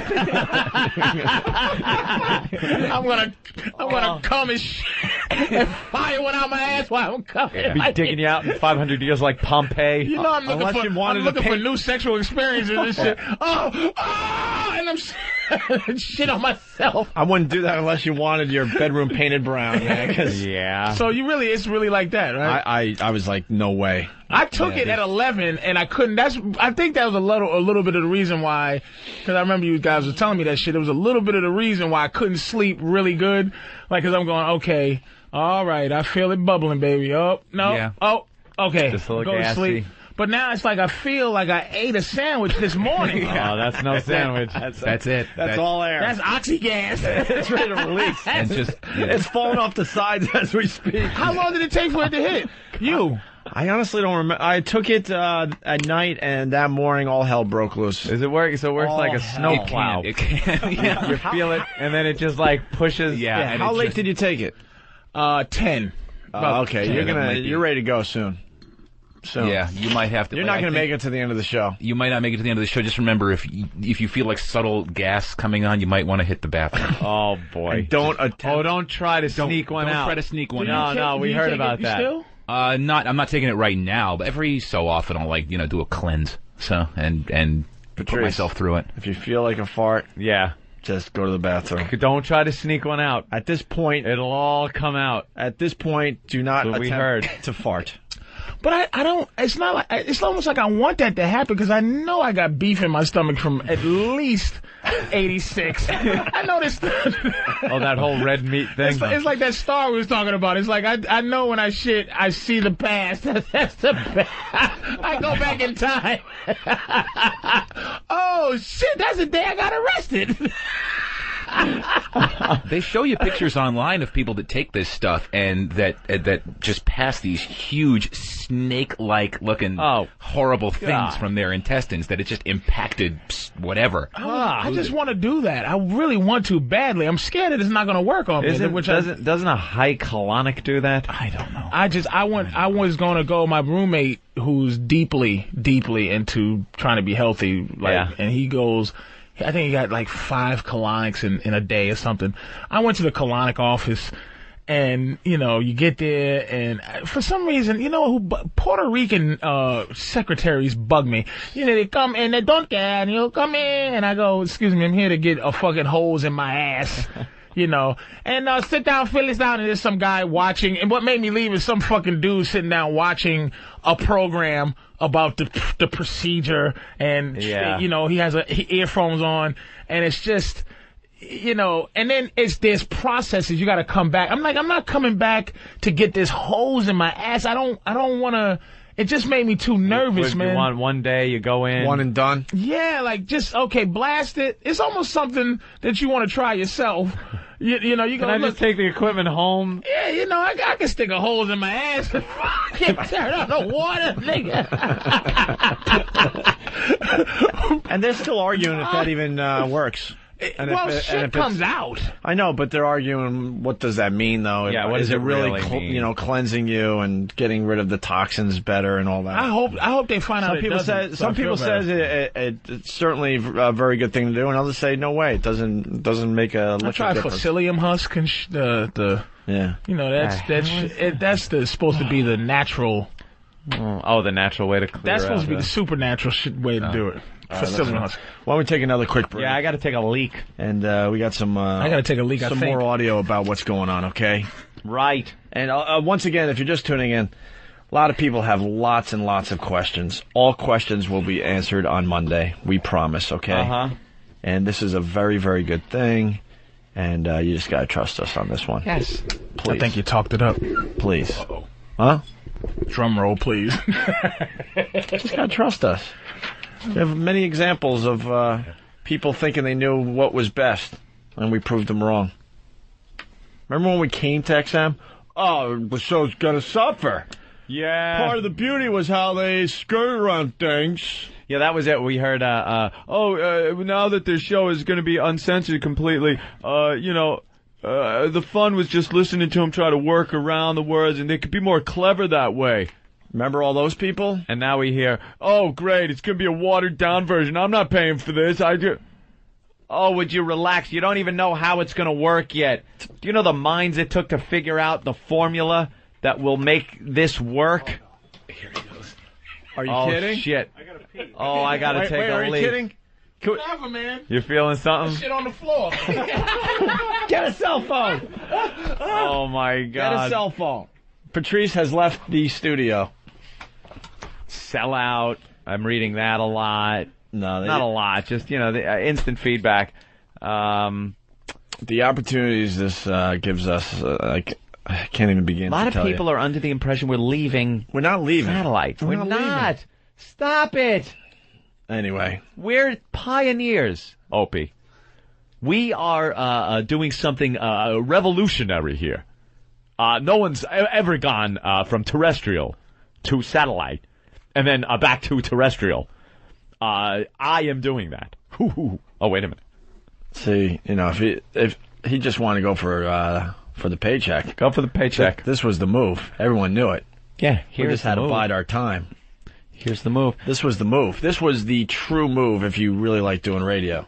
If you want to go for a paycheck, yeah, God bless you. And it is great for satellite. I mean, a lot of the people are writing, a lot of the trades are writing that it's unprecedented that such a huge company would look to satellite for talent. Right. Danny, in the bathroom. Hey, what's up, guys? Patrice, tell what's going on in there? Well, Patrice is in a stall. Let me try and get an update. Patrice, how's things going? Get the fuck out of here! Dude, Patrice ain't this kind of guy.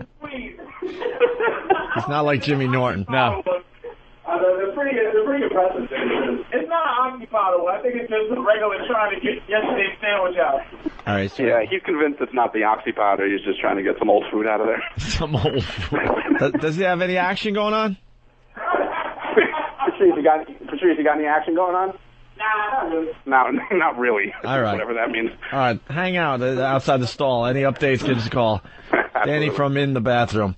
So, throughout our careers, other people thought they knew best for us. Yeah. I remember back at BAB when I went to Jeff and Bob. Jeff and Bob? Yes. I'm now working with Anthony full time, and unless you give us a better shift, we are going elsewhere. Right. They let us go. Dumbest move they ever made. Then we go to Boston, and we decide, you know what? We like to rock, but we also like to talk. So we start talking. Well, actually, when we first got there. Yeah. Where's Liz? Where's Liz? Liz Wild. Where's Liz? Where's Liz? That's all we heard. Because they knew better. Where's Liz? You stink. Blah, blah, blah. Mm-hmm. So then we turned those people around. And then we decided, you know what, now we need to talk a little more. Even though we love playing the Alice in Chains and the Rage and all that, and the Korn and what have you, all the bands Great time for music. of that era, right? So we start talking, and then Bruce Mittman walks in one day. Boys, what is this, a talk show? Talk show, boys. Yes, you know something, Bruce? Good idea. Yes. Yes, it is. We like talking, and you don't understand that. And if you don't let us, we'll figure out a way to get the fuck out of here. That's right. So he thought he knew best. He thought he needed to come in and shut us up and just play the music. And we said, no, we continue to talk. He didn't get it. So then we moved on to NEW. Look, in our whole career, I can really count only one big mistake we've made. Oh, yeah. That was a biggie. But other than that, you must have trust in us. We know what is best for the show. Not just for us, stupid. For the show. We're not just going to do something that is good for us. It's got to be good for the show, the listeners. That's why we do these things. Well, in the end, if it's good for the show, it's good for us. Yeah. See, that's how we always look at it. Other people look at it's good for me and then go, oh, yeah, but the show's going to suffer. Whatever. No, we figure out a way where it can all work out and everyone's happy. You can't make everyone happy. There are going to be some people that are pissed. It's just going to happen. But for the most part, this works. All the details you want to hear Monday. But it works. It makes sense. It's fine. I'll give you this little hint. You're going to get a lot more Opie and Anthony. That's it. A lot more. Don't worry about it so much. And a lot more from the people that help us out. Know what it's like? We just kicked an anthill. Right. Everything was all nice. That line organized. was going. Dun, dun, dun, dun, dun, dun. They were bringing the grasshopper back into the nest, right? One had a leg. How does he carry it? He's so small. And we just decided to kick the anthill. What happens at that point? Oh, Everyone they just run starts around scurrying like crazy. And now everyone's just trying to figure everything out. They're all touching antennas going, beep, beep, beep, beep, beep, beep. They don't know what the fuck. What do we do? They're all over the place. But before you know it. And they're like, where do we even begin? And then a couple weeks go by and all of a sudden, guess what? You look at the anthill. It's all nice and back to dun, dun, dun, dun, dun, dun. It's dismantling another cricket. But then there's a nicer anthill. Right, it's a bigger anthill. The colony has expanded. And bigger people now visit the anthill. Right. Much better visitors to the anthill. Right. You get much better. It's better for all the ants involved. That's right. And we don't have to eat grasshopper leg anymore. Right. Now we're dragging in, prime rib. Exactly. Come on. Just trust in us, people. We've always known what's best for the show, more so than any of the fans. So don't worry so much. So just enjoy. To all the ants out there right now, just pick up a little granular of dirt, and start moving back toward Move it out of the way of the hole. Just start building the hole again. Get the hole opened again. That's paramount. Your job is to take one lousy granular and move it out. Exactly. And then we will rebuild and before you know move it, on. Big fat cricket parts for everybody. All right. We'll take a little break. We'll see how Patrice did in the bathroom. We got more very interesting audio to play right after. I'm really not a fan of seeing how Patrice did in the bathroom, but I gotta piss. He's just about done, I would imagine. Great. We're back with the Opie and Anthony program on XM Satellite Radio. The O&A virus. That's not right, man. Spreading across America. What did David Lee Roth do? Come on. Thanks to XM Satellite Radio. They have been nothing but great for us.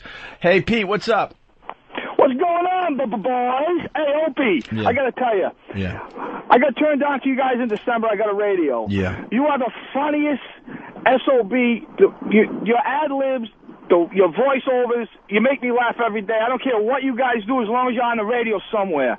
You guys rock. Voiceovers. And fuck Howard, he sucks. All right. You guys are putting a hurting on that boy. I love it, man. It's great. Especially yesterday with the boys. You're all over the map, sir. All right. Thank you, Pete. Hi, man. All right, there goes Pete. Imus just talked about us again. And this one's really good because he interrupted a very, very serious story, or a big story. I haven't even read the paper, so I don't know what the fuck's going on. I guess some Chinese lady was yelling and screaming at the Chinese president. Yeah, the head of China or something was coming by for a visit. And do you know that there's a whole protocol at the White House for that? Like, the president comes over, and because of all the civil rights violations in China, the president can show, like, yeah, I want to do business with you. We like to trade back and forth. It's profitable for both countries, but you can't really be one of our bestest, goodest world friends. So they took the Chinese guy, and they just had him for lunch. Well, they didn't have him for lunch. They invited him to lunch. Now, and where was this lunch? Was it in a... It's like in the White House somewhere. Oh, it wasn't in a top secret location north of Manhattan? No. Shut up. It was in the White House. Just showing my ad-lib skills. They're terrific. When you went, boys, I was dying. But apparently, if you're a buddy pal chum, like Blair or something comes to visit, you have the dinner. There's the big White House dinner. So it's almost and like... that would be in the Ritz-Carlton. Okay, shut up. They have a dinner in the White House. And that means that you're like a real buddy, real pal, real friend. Right. So they were doing this lunch thing, which is kind of a throwaway. It lets everybody know that the president really doesn't agree with everything that this guy's doing, but working on it. So the president was out there, and I guess because all I understood was Falun Gong. I guess it was some Falun Gong person. The same people that are on the streets. They're on the streets protesting here like we're beating them and putting them in cages. There's Falun Gong in China, a little organization there in China that the Chinese government apparently really can't stand. And locks them up, tortures them. I hear it's a yoga movement. Yeah, it's like some kind of yoga thing, but it's taken on more than that. It's, like Scientology was a fucking science fiction book for a while, too. And now, it's a religion. Falun Gong, same thing. Some kind of yoga thing that turned into this more religion. They're always on 42nd and West Side. Yeah. Just kind of. They move around. They put themselves in cages. They look like they're beaten. The makeup is terrific on those people. Very good makeup. I don't know who's doing the injuries, but they look authentic. They look very authentic. Yeah, they look like they've been pummeled. That's terrific. By some Chinese army guys. I'm thinking Steven Spielberg might be involved. Yeah. Or you think that Industrial Light and Magic is coming over? It's just terrific. And you talking about the chick that was doing her thing yesterday. Yeah. So she unloaded on this guy. I think we got the audio. At the White House. Yeah. They showed that live of them taking her away. Poor lady. Yeah. Oh, yeah. She's not going to be happy where they put her. I'm sure. Can we have her, please? He's going to ask for her. Yeah. He's going to ask, can we take this bitch? Where's she? Could we take her home? Oh, boy, I forget about her. No! Here's the audio of the Chinese lady. Stop him! Stop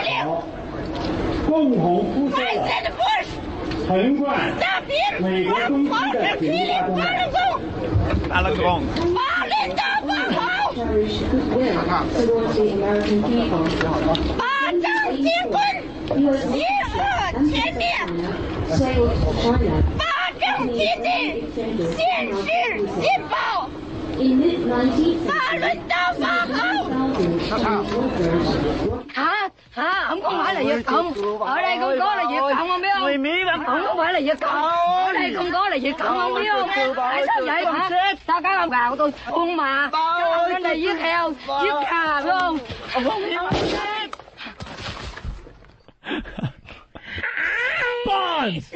Bonds!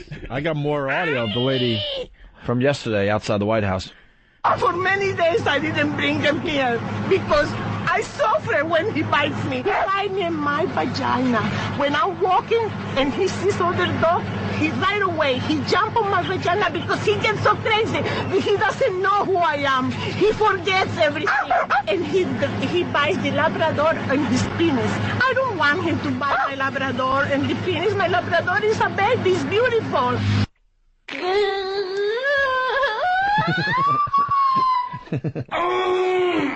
Oh, motherfucker! Was she saying President Bush stop him? It sounded like she was like, kill him. It almost sounded like she said, President Bush, kill him. It sounded like that. She said, kill him. Yeah, but kill she's him. asking Bush. Like, Bush, I can't do that. I'll send troops in to do that. I can't just kill him. He's my guest. I can't just kill him. Come on, lady, go ahead now. We're trying to make a relationship with these gooks. The gooky-eyed people, very important to America. I can't just start killing people. So, here's the story on Imus just a little while ago. Because if the President of the United States has to say, I'm sorry to Hu Jintao, that puts things at a slightly uneven footing. Do you know about Opie and Anthony coming back to CBS Radio? I'm not aware of that. This is some, what? She works for... White House reporter. White House reporter, or works for President Bush personally. Imus is just... You know about Opie and Anthony? He's just obsessed with the whole Opie and Anthony thing. That's great, man. He's more obsessed about the Opie and Anthony thing than you and I are. I love it. Anthony coming back to CBS Radio? I'm not aware of that. Aha. Good work, Bernie. Well, they are. She's only the White House reporter. That's right, you wouldn't be. Everybody else knew, apparently. So, do you know There's only so much I can handle on a given morning. Do you know who they are? I think vaguely. I'm looking at a picture. Are these the gentlemen? Yeah. That's not Yasser Arafat's son on the left. That's Anthony. Oh, well, aren't they scrappy young men? Yeah, very well. We like them. So. Terrific. So this is good news? Yeah, it's great news. Wonderful. Everything else? Do they have your sort of view of the world? Sort of, yeah. Maybe. A little, kind of a slightly different show, but they're very good. Well, I'll take that as They're funny. As a nod that I need to tune in and find out about them. And Well, no. I don't know if that's a good idea. Oh, man. I was having a good old time with this. Are a pisser, man. That's great. What paper is this? You gotta love it. How do you not love a guy that's been in radio that long and can goof around like that? Yeah. Doesn't take himself or his show so seriously. He's talking with, White House reporters and everything, and he goes into a goof like that. It's brilliant. He doesn't mind. Oh, wow, the Boston papers are coming in now. Tom Brady. The Boston Herald and the Boston Globe now. Wow. Cool. The Manatees do a thing on it, or is it actual news? Boston Herald. Manatees still working for them? Yeah. Jessica Haslam or something like that. Whip it up, Boston. It won't come as a shock, but after a near 4-month disastrous run, CBS Radio is reportedly axing aging rocker David Lee Roth and replacing him with raunchy talk jocks Opie and Anthony. It's a smart move. I think they are accomplished practitioners of the hot talk genre, said Michael Harrison, publisher of Talkers Magazine. The Bad Boys show will return to traditional radio and Boston's WBCN-FM nearly 4 years after CBS canned the pair for broadcasting a couple having tea in St. Patrick's Cathedral in New York. Why don't we just switch it to that? That's good. Huh? Having tea. Having tea, yes. They were sipping in a, it strictly says, bring in no food. I'm on fire with my ad-libbing today, I gotta tell you. I can tell you. The duo have a storied history in the hub. They were first yanked off the local airwaves, WAF, in 1998 for their infamous April Fool's Day prank on Mayor Thomas Menino. Old hat. The twosome told listeners the mayor had died in a car crash while vacationing in Florida. Menino yesterday declined comment. He just couldn't comment. He was trying. While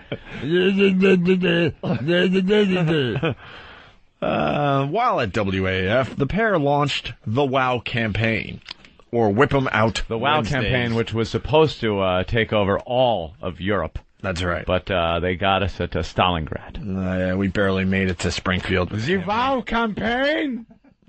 While at AAF, the pair launched the WOW campaign, or Whip 'em Out Wednesdays, which encouraged women to bare their breasts to motorists. But the campaign was cut short following outrage from Mayor Menino. Wow. It's not the thing that the big of the highway. Opie and Anthony turned up on XM satellite radio in October 2004, becoming one of the most popular shows on its 170 channels. Roth replaced Howard Stern on the East Coast after he left for Sirius satellite radio. XM will now syndicate Opie and Anthony Show. They are Stern's staunch rivals on those stations. WBCN's ratings have spiraled downhill with the former Van Halen frontman behind the mic. Hold on. Read that line again. I get to use this. It's very rare. WBCN's ratings have spiraled downhill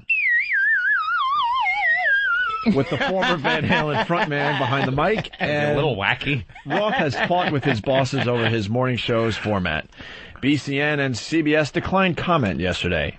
Tom Taylor, editor of Inside Radio, said Boston has never really forgotten the duo. It's a proven act, he says. Boston's a great, savvy radio market that enjoys talent, enjoys freshness, and enjoys wit. I think Boston will be a good match for them. Again. Third time's a charm, Boston. Holy motherfuckers. Jesus Christ, we're like grunions. Boston is we definitely... just keep coming back to spawn. Boston is definitely the city that's got to be the most pissed at us. Yeah. We were there, we were gone. Three we were times. back, we were gone. And maybe we're back again. And then all of a sudden, hey, baby, we're back. Oh, you know, I was just starting to get along without you, you bastards. But we're back. Yes. Let's say hi to Bruce in Louisiana. Hey, Bruce. Hey, when Imus said Yasser Arafat's son, fucking I got an instant visual and fucking laughed so hard I about wrecked this fucking truck. Who said that on his show? Imus did just a second ago. He said Anthony, he said the guy on the left isn't it was Yasser Bernie. Arafat's It was Bernie. Yeah, Bernie is a funny motherfucker, man. I'm sorry, I didn't catch the voice, but God damn. I got an instant visual and almost wrecked the fucking truck. That was really funny, man. That was fucking brilliant. I love you guys. Congratulations. Fucking tear it up. Well, there's nothing to congratulate us on. One of the best Bernie lines ever. I was watching Imus at MSNBC. I hope I don't fuck this up, but Imus had a cowboy hat on, and then he had one of those what are they called, bolos or something? It's a bolo. Or a bolo or tie something. we wear out west. And then he had a shirt that was kind of girlish underneath it. Yeah, and, that's called a fag shirt. And Bernie... yeah, just shut up. Bernie turns to Imus and says that he looks like Lady Bird Johnson at a hoedown. I spit up cereal that morning, man. You know, it's not often you can fit in a Lady Bird Johnson reference. I believe that's how it went down, or something like that. I don't know if I've ever laughed harder at that is funny. At something on the radio. They're a genuinely funny show, and how they mix that with politics amazes me. Yeah. Matt in Cleveland, what's up? Hey, what's up, guys? Hey. Hey, I thought it was really ironic and funny. I don't know who planned it out, but during the 2 o'clock worst of yesterday, they happened to play your first show on XM, and there was a little part about Bob Eatman telling you guys not to burn any bridges, and I believe Anthony said something about, we're never going back. I just thought it was kind of ironic and funny. Yeah, I think E-Rock's being a little clever with the archives. Was E-Rock being clever with the archives? Or is it Danny, or is it somebody? Derek? Or Travis? Nathaniel? Yeah, we were having a conversation with Bob Eatman, and I said, in what universe are we ever going to be working for CBS again? And I go, what are you living in, Bizarro World, Bob? I don't think it was done purposely, if anything. It was probably just a coincidence. It was great, guys. All I got to say is the future looks bright. I'm loving it. Punching out. All right, thank you.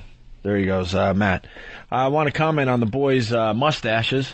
It's This Mustache is Day on the Opie and Anthony program. You know, I'm looking, and Danny's, I really am I'm drawn to Danny's. Everyone else's I could look at, and it's kind of... Travis, Travis's looks ridiculous because it's like a kid put on a fake mustache.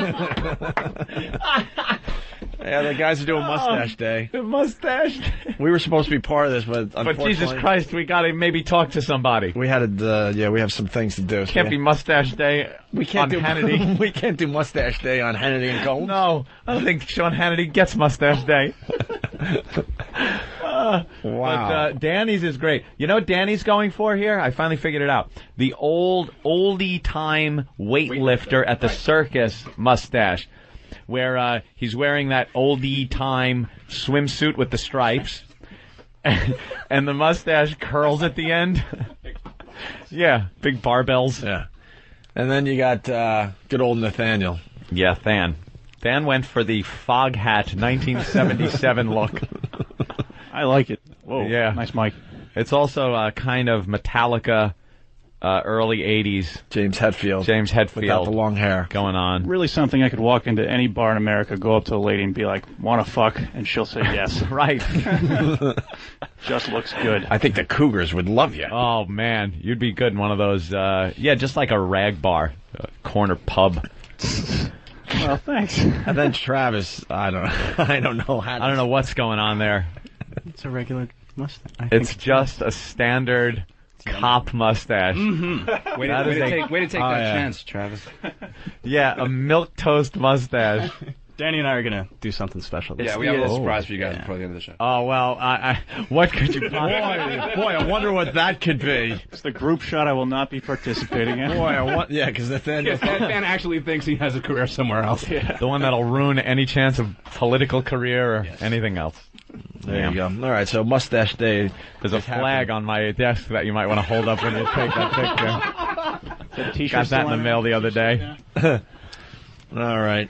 Hey, that's a very good question. Where's Jimmy? Why hasn't he called the show today? It's a big day. He's in Chicago playing a couple different clubs over the weekend. We should try to get him on the phone. Is Ben working today? See him ad-libbing all over the place. It's unbelievable. Dan in New York, what's up? Yeah, I just wanted to say congrats for your supposed move to and is Jimmy going to finally get that $50,000? Oh my God, sweet justice for Jimmy. Yeah. How about that? Yeah, I believe Jimmy will be getting his $50,000. Thanks, guys. Remember his $50,000 that he got japped at? All right. Oh yeah, the Stern audio. Good old Howie, the king of the spin. Yeah, the king of the spin.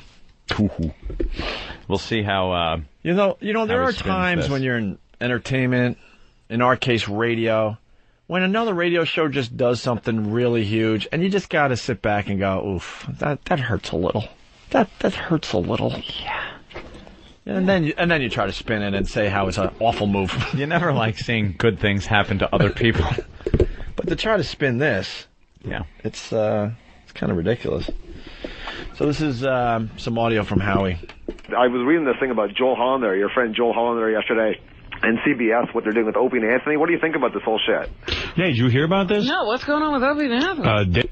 Robin, you fucking lying piece of shit. Everyone in the business knew what was going on. That's why we're going to get you guys in the end. At least be honest. We still try to be honest for the most part on this program. For her to sit there like, no, what's going on? What's going on? You're like every other radio guy in America, or chick, whatever, and you read the fucking headlines. You go to the New York Radio Message Board, you go to InsideRadio.com, you go to FMQB.com, you go to RROnline.com, access. You hear it from the people you work with. Right. They're industry insiders. Do you read the newspaper before you go on the air? Of course you do. We were on page 9.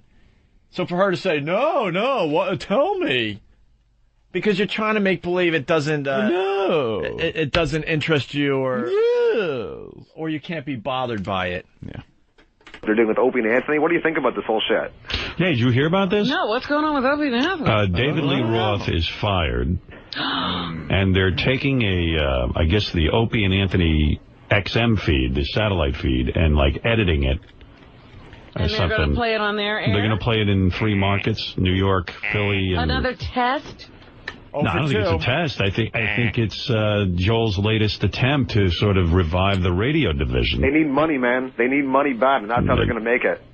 Yeah, I don't know. Well, the reason I say it's a test, he's trying it out in 3 markets first. Right. If it's successful, they'll expand. What are the 3 markets? Well, a couple of people around here asked me what I thought, and I go, I told you, I don't care who replaces me. I said, I don't care.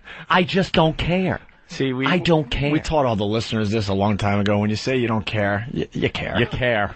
I don't care equals I care. And that means us, too. There are times we go, I don't care I don't care about that. We care. I care. When you say I don't care, you care. I don't care. You care a lot. I don't care. And I go, I told you, I don't care who replaces me. I said, you know, in a way, I read one article that said it's sweet revenge because they can go head-to-head with Howard Stern. I was, No, we're going head-to-head with Howard Stern right now. Yeah. We have a bigger audience on XM than he has at the Little Doggy Company. That is a fact. And now, it may get much, much bigger. Yeah. With the potential to actually get to talk to his listeners every day, and he can't talk to ours. 90% didn't follow him, so they're looking for something to listen to. Howard Stern, I was. No, they can't. I'm not on terrestrial radio anymore, but, you know, do your thing. I don't know. It's weird. It's a weird. Try to do anything to paint you Completely as the loser in this thing. Yeah, everyone's trying to, you know, I think satellite radios, I think it's a weird move in that XM is admitting defeat, in a sense, that they couldn't get. All right, okay. Now, see. That's it. There's Make the it spin. all about you. Let's see how XM is admitting defeat. Make it all about you. By syndicating a show. The subscribers are still... The subscriber base is still 2-1 in XM's favor. How big this is. Let me explain how this progressed. Satellite radio, early days, was the graveyard of radio personalities. Let's be honest. You didn't do satellite radio unless you were doing so poorly in regular radio that no one wanted you.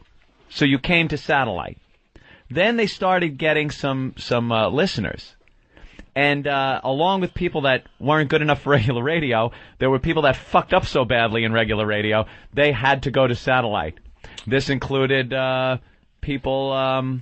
I think there was somebody up in Boston ended up there, and, eventually us. The audience grew and grew and grew, though. And it is now turned into, I don't want to sound like Howard, but it is groundbreaking. This is now, broadcast radio had to look to the satellite talent pool to find a program. Right. That's huge for satellite. And because it happened here for XM, it's not conceding or being defeated. It's broadcast radio going. We need talent. We need a talent that we know is going to be able to bring in numbers, and in huge markets. Where are we going to get it? Let's look all over the country and try to find it. We can't. Where do we go? Satellite. Now they're looking to satellite to find the talent. So don't even try to spin this as a defeat, you idiot. And we do real math here. Howie does his Howie math. When Ant and I arrived at XM a mere 18 months ago, XM had about anywhere from 2 to 2.2 million subscribers. I don't remember the exact number. Yep. Okay. As we speak today, April 21st, 06. It's well over 6, on its way to 7 million. Yeah. Mm-hmm. So we have to admit defeat. Why? Yeah. How is this? We still have twice as many subscribers as your company. As Howie puts it, we're constantly, and by we I mean us, XM. We're constantly failing and being defeated. Meanwhile, you know, a huge portion of his listenership didn't follow him. And there's really no buzz. There was the initial buzz of him going over there, but now, you know, he's doing his show over there. He's got his fans, you know, a few of them, the hardcore ones that went there, but 90% of his fans from terrestrial are waiting for something. Hi. And we hope to pick up a lot of those. How you doing? Hey, let's say hi to Tom on Long Island. Tom, what's up? Hi, guys. Robin claimed she didn't know what the story was, but then she knew it was only 3 markets that you were going to. Yeah, all of a sudden she's talking about details. Their whole job is to they're wrong. Yeah, they're wrong, and their whole job is to downplay it as much as possible. So let's say if it was really 7 or 8, I don't know. You say it's 3 because it doesn't look as good. That's their whole job. Right, but she didn't know what their whole job is to spin and make us look like assholes and make them look like they're the only thing that you should listen to on radio. That's been his job for years. It's not working anymore. Weird move in that XM is admitting defeat, in a sense, that they couldn't get anything going with those guys. Well, you got people paying, like... Wait a minute. Couldn't get... Well, humor Howard and we'll follow the logic all right, of that. Please. So we're such an awful radio show, and we're failures at XM. Yeah. That instead of firing us, which they can, and it would be a mere bag of shells to pay us off. Uh-huh. They're not going to fire us. They're going to now... Yeah, we're not making $500 million. They're now going to expose us to a much, much, much larger audience. Right. Yeah. I haven't done the math yet, but it's safe to say a much, much, much larger audience. How the fuck does that make sense, Howard? And is it... With his logic, we would have to be, Opie, the worst show on the platform. Hear me out. We would have to be the worst show on the XM platform, because then they would have come to maybe get Bob Edwards or someone else, anyone else but us. Right. But they came for us because we got to get them out of here. You know what bothers me the most about this? Do his listeners really buy into this shit? I think the subscribers, a few of them anyway, probably do. But you think they roll their eyes like, brainwashed I love listening to the guy still, and, you know, he makes me laugh or what have you, or he makes me jerk off in the car. Yeah. But, oh my God, that's like, wow. Yeah, I've heard from a few people that have been like, you know, oh, the guy, you know, I like listening to him, he's entertaining, but sometimes when he just starts going into certain things, you gotta say he doesn't know what he's talking about. He's just delusional. I guess it used to work. Yeah, back in, you know, the late 80s, early 90s. There was a time it used to work when he really gave a shit instead of making believe he gives a shit. Late 80s, early 90s, he could make anything happen. The guy, he really did drive an army. It's just not that way anymore. I like radios. I think it's a weird move in that XM is admitting defeat, in a sense, that they couldn't get anything going with those guys. Well, you got people paying, like, so much money for this crap, especially, well, not Sirius, but XM, and then people are going to pay for it, and now they're going to get it for free on terrestrial testicle radio? That's bullshit. No, I think XM's giving up. I think they probably made a deal, because those guys had a couple of years on their contract. They probably made a deal that they can mention XM. So the very thing they're suing me for, they're allowing these guys to do. But how does that make you feel? I don't know. It's just too much. What? What'd you say at the end there? I don't know, something what did that useless irrelevant say? And stupid. Oh, that's too much. Get back in your dunking Would booth. you step on a scale? Oh, that's too much. Way to keep the weight off, fatty. Oh. You're able to accomplish that, some self-esteem for what, maybe a year? Way to go. Yeah. Gary was all upset about it, and I said, you know, the thing that's weird about it is that it shows you again what a liar Joe Hollander and Leslie Moonves and all these guys are. Yeah. By the way, because I really know psychology. Mm-hmm. I really do. I know how people, you know, act and stuff. Mm-hmm. He is beyond fucking pissed. Yeah. And like we said yesterday, he probably went to his therapist, and because he's now in therapy, deep therapy, like 5 days a week. 5 days a week. Yeah. And the therapist, I would never listen to a fucking therapist. I know me. I don't need to pay someone to go, I think I know you better than yourself. No, I know what my faults are. And sometimes I work on them, and sometimes I don't. All right? So the therapist has probably told Howie, look, I know you're beyond pissed off and you want to yell and scream, but why don't you take the opposite approach? Mm-hmm. Why don't you bring it down a notch? Bring it down. Bring it down and just stay calm. And it's all agenda driven. Do you hear how he's covering subjects? He's trying to make a story. He's trying to mold this and spin it. So he's got to address everything like he's just doing a stream of consciousness. Right. But he's addressing us. He's addressing Joel and Les. There are subject matters he wants to address and give a spin on. And XM and this, how it's, defeat. These are all things that he pre-thought out and wants addressed in his own spin. He's addressing the converted here. Howard's only talking to his hardest core fans. Who is he telling this to? The news isn't going to pick it up. They're not going to care. They don't care. But you keep talking very calmly, because that'll help, because your therapist told you that this is the way to handle this. Oh, that's too much. Howie's paycheck? What was she talking about? I have no idea.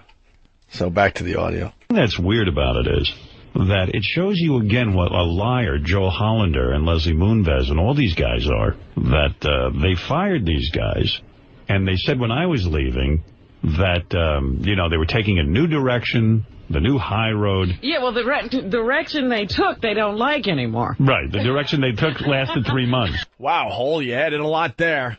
Wow. And, boy, when something isn't working, you should leave it there. Like I said before, I don't know David Lee Roth. I got nothing personal against the guy, but for the love of God, stop the hemorrhaging. When you see something bleeding, a tourniquet, at least.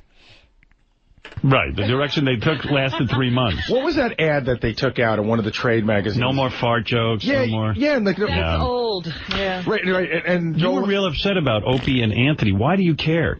Because you know what? Because they were always talking about how they're better than you, and they're not. It's like every one of these guys does. But it pisses me off because they're going to go to terrestrial radio, and they might have a small amount of success. Well, they might have a large amount of success. What else is on it? And they're going to say that they kicked your ass, but they... Oh, is Howard admitting that we get something done? Are you finally admitting it, Howard? You fucking asshole!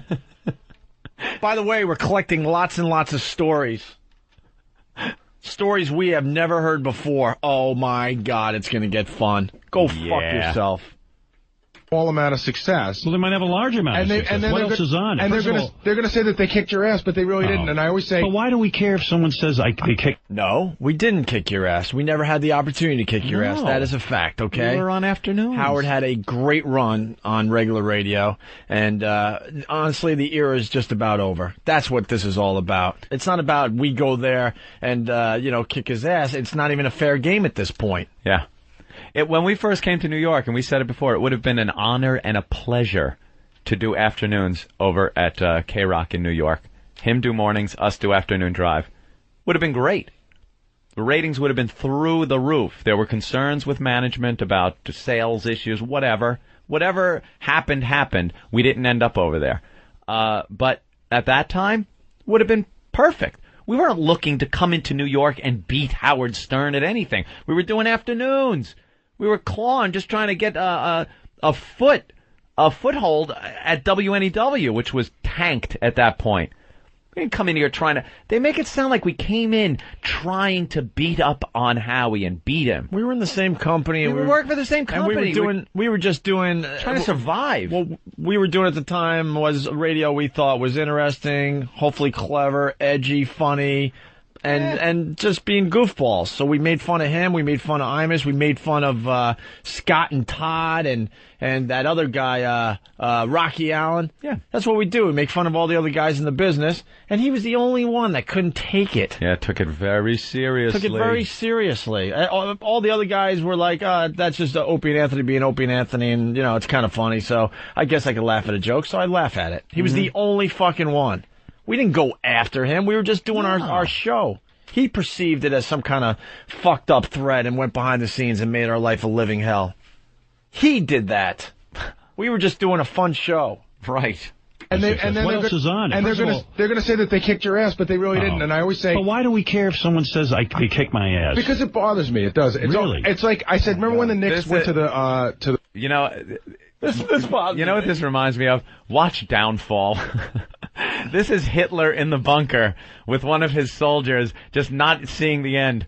Sitting there with Hitler in the bunker watching like the big all the models of Berlin on the middle of the table, and Hitler's talking about how it's going to be great and how this army's going to do this, and there are people, yes, mein Führer, yeah, still believing and not wanting to see that it's just over. It's over, Johnny. That's Gary. Gary's the good soldier. That was never paid right. Yeah. God, we're getting some great stories. Yeah. Oh, we're getting, we got to get to know each other a little bit more. But the little... Yeah, we get to know each other. The little stuff that's trickling in already is just fantastic. Fantastic. But he's a good soldier, and that's what he's doing here. He's just being a good soldier. He is taking the anger portion so Howard can take that relaxed therapist kind of I don't care stance. Yeah. So Gary's the good soldier being the angry guy. Absolutely. And the whole... Wow. Why is she there? Even the hardcore, Stern fans know she's useless. You gotta know. They're not going to ever argue that point. Ever. She was a great ticket early in the career so he could do women and black humor. Yeah. After that, come on, stop. Anyway, so... Just as worthless... she's Earl with tits. Really? It's like I said. Remember when the Knicks went to the finals one year? They could never beat the Bulls, and they finally beat the Bulls when Michael Jordan wasn't there. It's like a hollow victory. So they're big in morning radio, but they didn't beat you. They didn't beat the best. Well, Michael Jordan doing radio. First of all, it's not going to be an easy road for them or anyone who works for CBS with the FCC and everything else. You got to water down your own show. I'm not sure why somebody would want that unless you kind of just need the money. Oh, I can't wait to openly talk on Monday. Kind of just need the money. Everyone does. You've taken it all from everyone on the planet. Right. Look, everyone needs some money. Look around your office space there and see how many homeless people are now working for you. Because they can't pay them anything. Yeah. Look at their clothes. They're not as sharp as they were a few months back. No. Their lifestyle has drastically dropped because everything else is being cut out of the budget. Mm-hmm. Everything else is being cut out of the budget.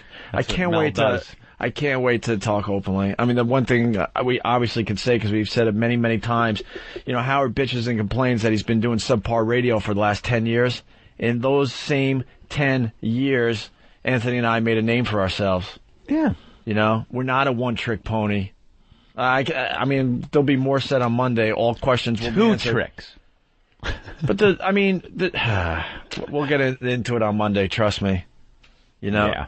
Radio's not all about fart jokes and take off your top honey. No, it's not. It's not about someone out every there day having strippers in. And someone out there had no idea how to really adjust. Let freedom ring and let it be rung by a stripper. We get it. Is it really that entertaining every day to have strippers in and porn stars to do things? Every fucking day, so you can justify people paying for a TV pay-per-view service that is nothing better than maybe softcore porn? Really, think about it. If you got to do that to your listeners every day just so you can justify a pay-per-view service, are you really giving them entertaining radio, or are you compromising there?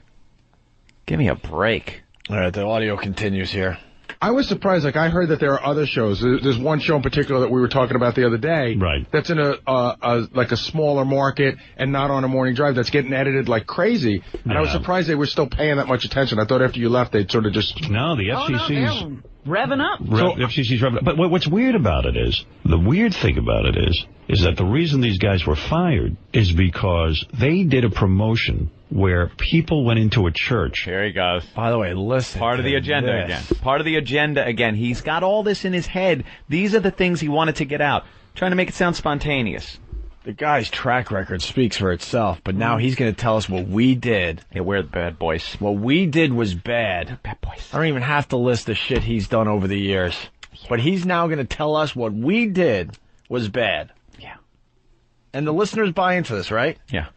We know what we did. They're not sitting there yelling at their radios going, but Howard, what about all the stuff you did? A promotion where people went into a church and had sex. They desecrated a church.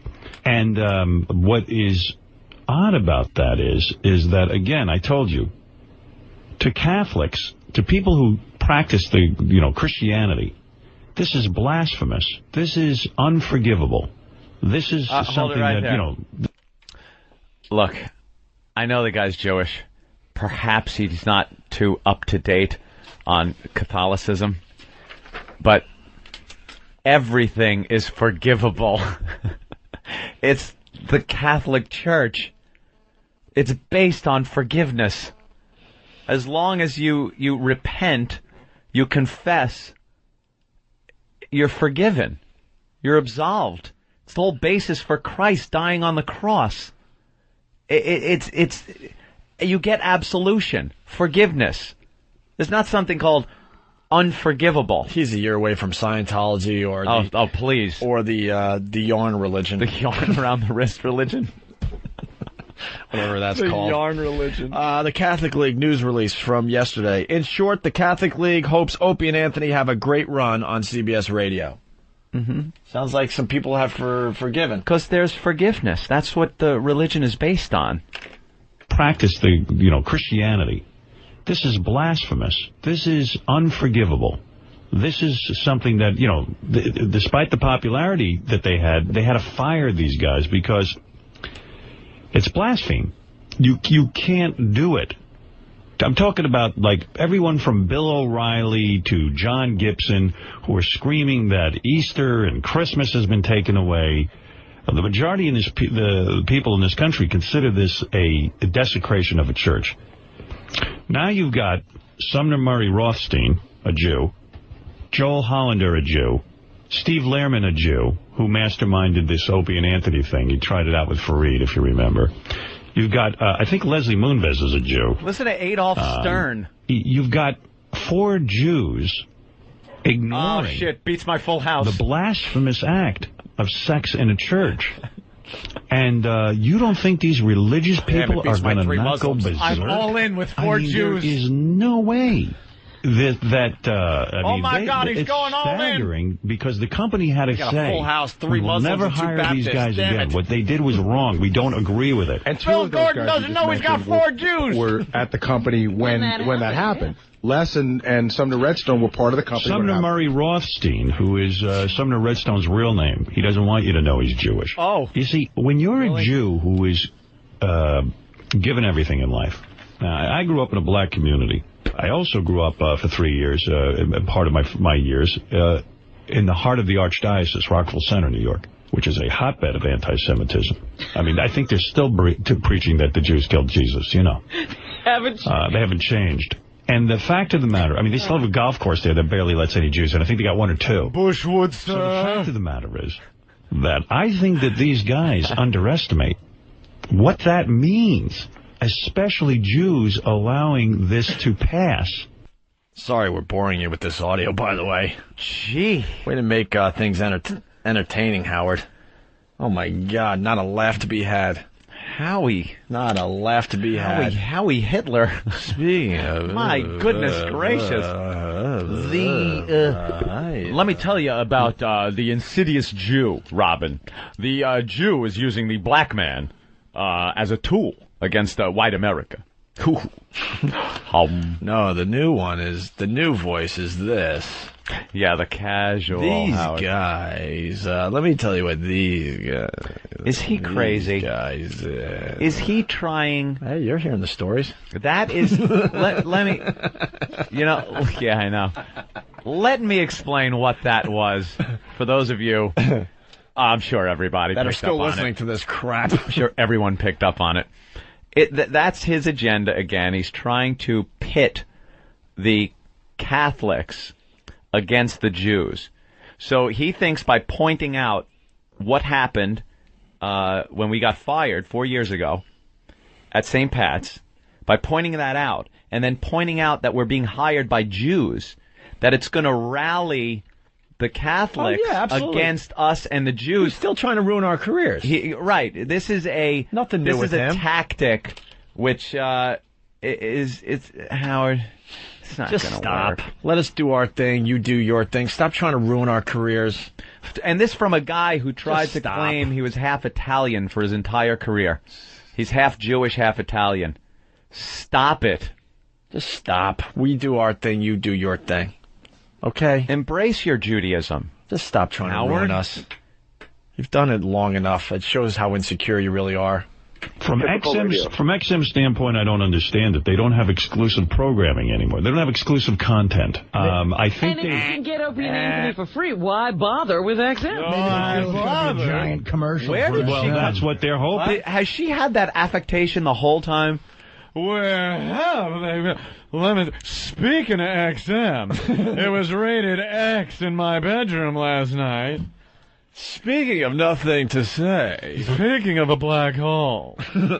Fucking. Oh, does she have nothing to contribute? She is.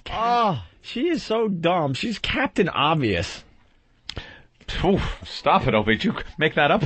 Captain Obvious? She is Captain Obvious. She always takes the Captain Obvious approach on every single thing. Why don't you try to use that dumb brain of yours? Robin Goebbels. Howard Hitler. Obviously, if they could get the Opie and Anthony program for free, why would they subscribe to XM? I don't understand why they even brought him over. Well, maybe, Black Hole. That's not what's gonna happen. Let me push my tits against this glass window I'm in, and you can titty fuck me. Oh, they're wild, those gals. Ugh. I think and if you can get Opie and Anthony for free, why bother with XM? Maybe they feel it's going to be a giant commercial for XM. Well, that's what they're hoping for. Right. So if that's a problem, why is it that Infinity's suing me? Or CBS, rather? And I suppose with all the bleeps, they're figuring people will want to hear Opie and Anthony without the bleeps, and they'll pay for that? I don't know. No one's going to pay for shit. I just tell you that. Only thing I wanted to ask you. So I don't know. I mean, do I feel competitive in that, oh, my God, they're taking over my slot? No. I held that morning slot and created syndication and a bunch of other things for 25 years. Did a lot of great stuff for radio. 25 years, 20 for Never CBS. Deny it. And I'm done with that now. I'm on to a new phase of my career. I'm into promoting satellite. I have never been happier professionally. And it's kicking ass, too, man. So. You know, I mean, take a deal where they said, all right, no, Howard, we absolutely want not. to put you on. $1 billion. Well, that's my point. Every one of these jackass wannabes, they would never have pioneered a goddamn thing. Hey, but they easy. Settle down. Settle down. She says the never would word have pioneered a goddamn thing. When we came to XM, we were called the pioneers of satellite radio, and we dressed the part. We came riding up on a Conestoga wagon. We panned for gold out on 57th. It was wonderful. We keep to the facts. They wrote about it as we're pioneering satellite radio. We did it before Howard did. But we waited, remember, until he got on so we could know what to do. Yeah, so we had as per hole. As per the black hole, she said, yeah. We actually sat here just kind of looking at each other, whistling like, well, what do you want to do, Opie? Well, any day now, he'll be on satellite, and then we'll know what to do. What's the date? Oh, we only got a year to sit here and do nothing. All right, a year of just sitting here looking at each other. Okay. I wish he was coming sooner than a year. Right. How can we fake doing a show for a year? I don't know, Anthony, but we'll try. We'll try. Boy. What time is it? Oh, okay. Oh, I wish you would get here sooner. Oh, hurry, Howie. We don't know what to do. It's delusion.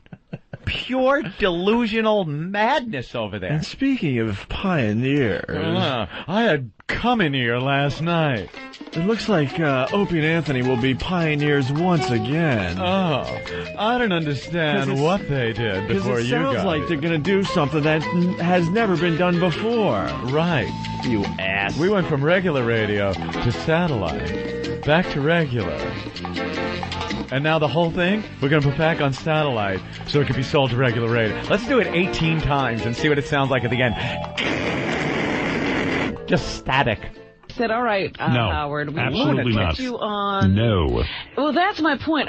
Every one of these jackass wannabes, they would never have pioneered a goddamn thing, but they all want to say they're you. And by the way, I'm Howard. But who is it a victory for? Howard. I mean, XM loses. Joel Hollander will be out of a job soon. I mean, it's... yeah, he must be running around like he's desperate. Every article saying how this is a win for everybody, by the way. There hasn't been one in industry article. One industry insider or one industry paper, the trade magazines, that have said that this was a bad move for anyone involved.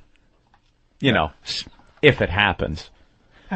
Howie, I mean, you know, I'm sure, if it ever came to pass. Howie, I'm sure your therapist would agree with us. Just admit it's a good move. Come on. Just admit it. You know it's a good move. You know it's a great move. Howard, why can't you just admit that this is a good move? Why do you sit in your studio saying that this isn't a good move for them. You're just building up anger inside of you. Dr. Melfi, I don't care. I don't care. That's it. Use your relaxation techniques, Howard. But you have to admit it is a good move. No, it's not, and I don't care. Oh, our time is up. I have an appointment with a Mr. Delabate is coming in next. He's more angry than you.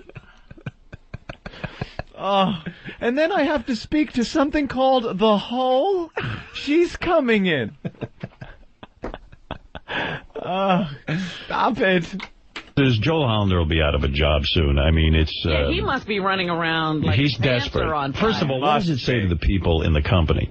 You know, you got Lycus. You don't know what we're doing. You got Don and Mike. You got Kid Chris now. You got all these guys. Radio Chick. You got all these guys, these people working for the company. Everyone that you None bashed, of them Howard. could have gone into the morning. Booker couldn't have gone in the morning and done his impression of me. Nobody who's currently doing radio apparently can do radio. Right. It's such a horseshit. Now, here's the other thing. Here's the other thing you got to mix into the equation, because I'm a pretty good student of radio. Are you? Why I'm a is better it student, ass. that these other companies aren't putting on better morning radio shows on terrestrial radio? Like, why doesn't like Kevin and Bean are on in L.A.? Why Adam Carolla is doing terrible in L.A. against They them? could get Rick Dees out of retirement. Well, that Rick Dees wouldn't, you know, in this genre of radio, the Howard Stern imitation radio. Like, why not just get a bunch of Howard Stern imitators on another channel and just crush? Who, you know, you could easily crush Opie and Anthony because they have to do a watered down show now. So why wouldn't you do that? But you said you were a student of radio. But wouldn't anybody going against us have to do this watered-down radio show? Haven't we proven that we can do FCC-friendly radio and get ratings? By the way, for a lot of the people that are just scared shitless out of there, today's show, yesterday's show, without the fucks, could be on regular radio. Yeah, don't worry about it. Entirely. Relax, okay? Entirely. You fucking assholes. There's a lot more to this, and we'll answer all questions on Monday. And if it was... But he's a student of radio, so... He'll be saying fuck. So yeah. Well, in another hour. No. I mean, we've been saying fuck for an hour. Yeah, well... Oh, wait, we have been saying fuck for... You're right, Anthony, I'm sorry. You're right, we have been saying fuck for an hour. Okay. And I'm just stating what we've been doing. And, you know, if we feel like it, we could say fuck for another 2 hours. If we wanted to. If we wanted to. If the listeners were nice to us. You better be nice to us. I'll send you to the cornfield. Little bastards. Howard actually said he's a student of radio and then had Why wouldn't he say he was the teacher of radio? The worst explanation there. That meant nothing. He wants everyone to kick our ass because he just hates us. For what reason, to this day, we really don't know. It all started with us goofing on him, and it escalated from there, okay? Mm-hmm. We gave him his props. We did all that bullshit. Blah, blah, blah, because that's what you have to do. You have to lick Howard's ass. So he said the way to defeat Opie and Anthony is to put Howard Stern imitators up against us because we'll be doing a watered-down show, and then they will beat us. But they're doing a watered-down show as well. But then... Right? Yeah, it made no sense. It was what you're trying to say. It made no sense. Yeah, I'll tell you, I told you I had a friend that called me that had been offered to do work on the David Lee Roth show. He worked at, and he said, do you think I should do it? And I said, aside from everything else, I said, I don't think it's going to last that long. And he's like, no. I sat down with him, and they guarantee in 3 years they're sticking with it. Yeah. All right. Oh. Well, Joel panicked. I mean, he's the laughing stock of the radio industry. Doesn't know what to do. And now he's like, oh, my God, please. It's almost like Opie and Anthony made them their bitches. You know what I mean? Yeah, like, they somehow regained control. Yeah. So, hey, I wish him luck. All right. Thank you, Howard Stern, for that wish of luck. Thank you, Howie. Either way, we know we're going to have just a good old time. And that's what we do. We have fun on the radio still. There's a lot more, but, I mean, you get the point. There's another 4 or 5 tracks, but...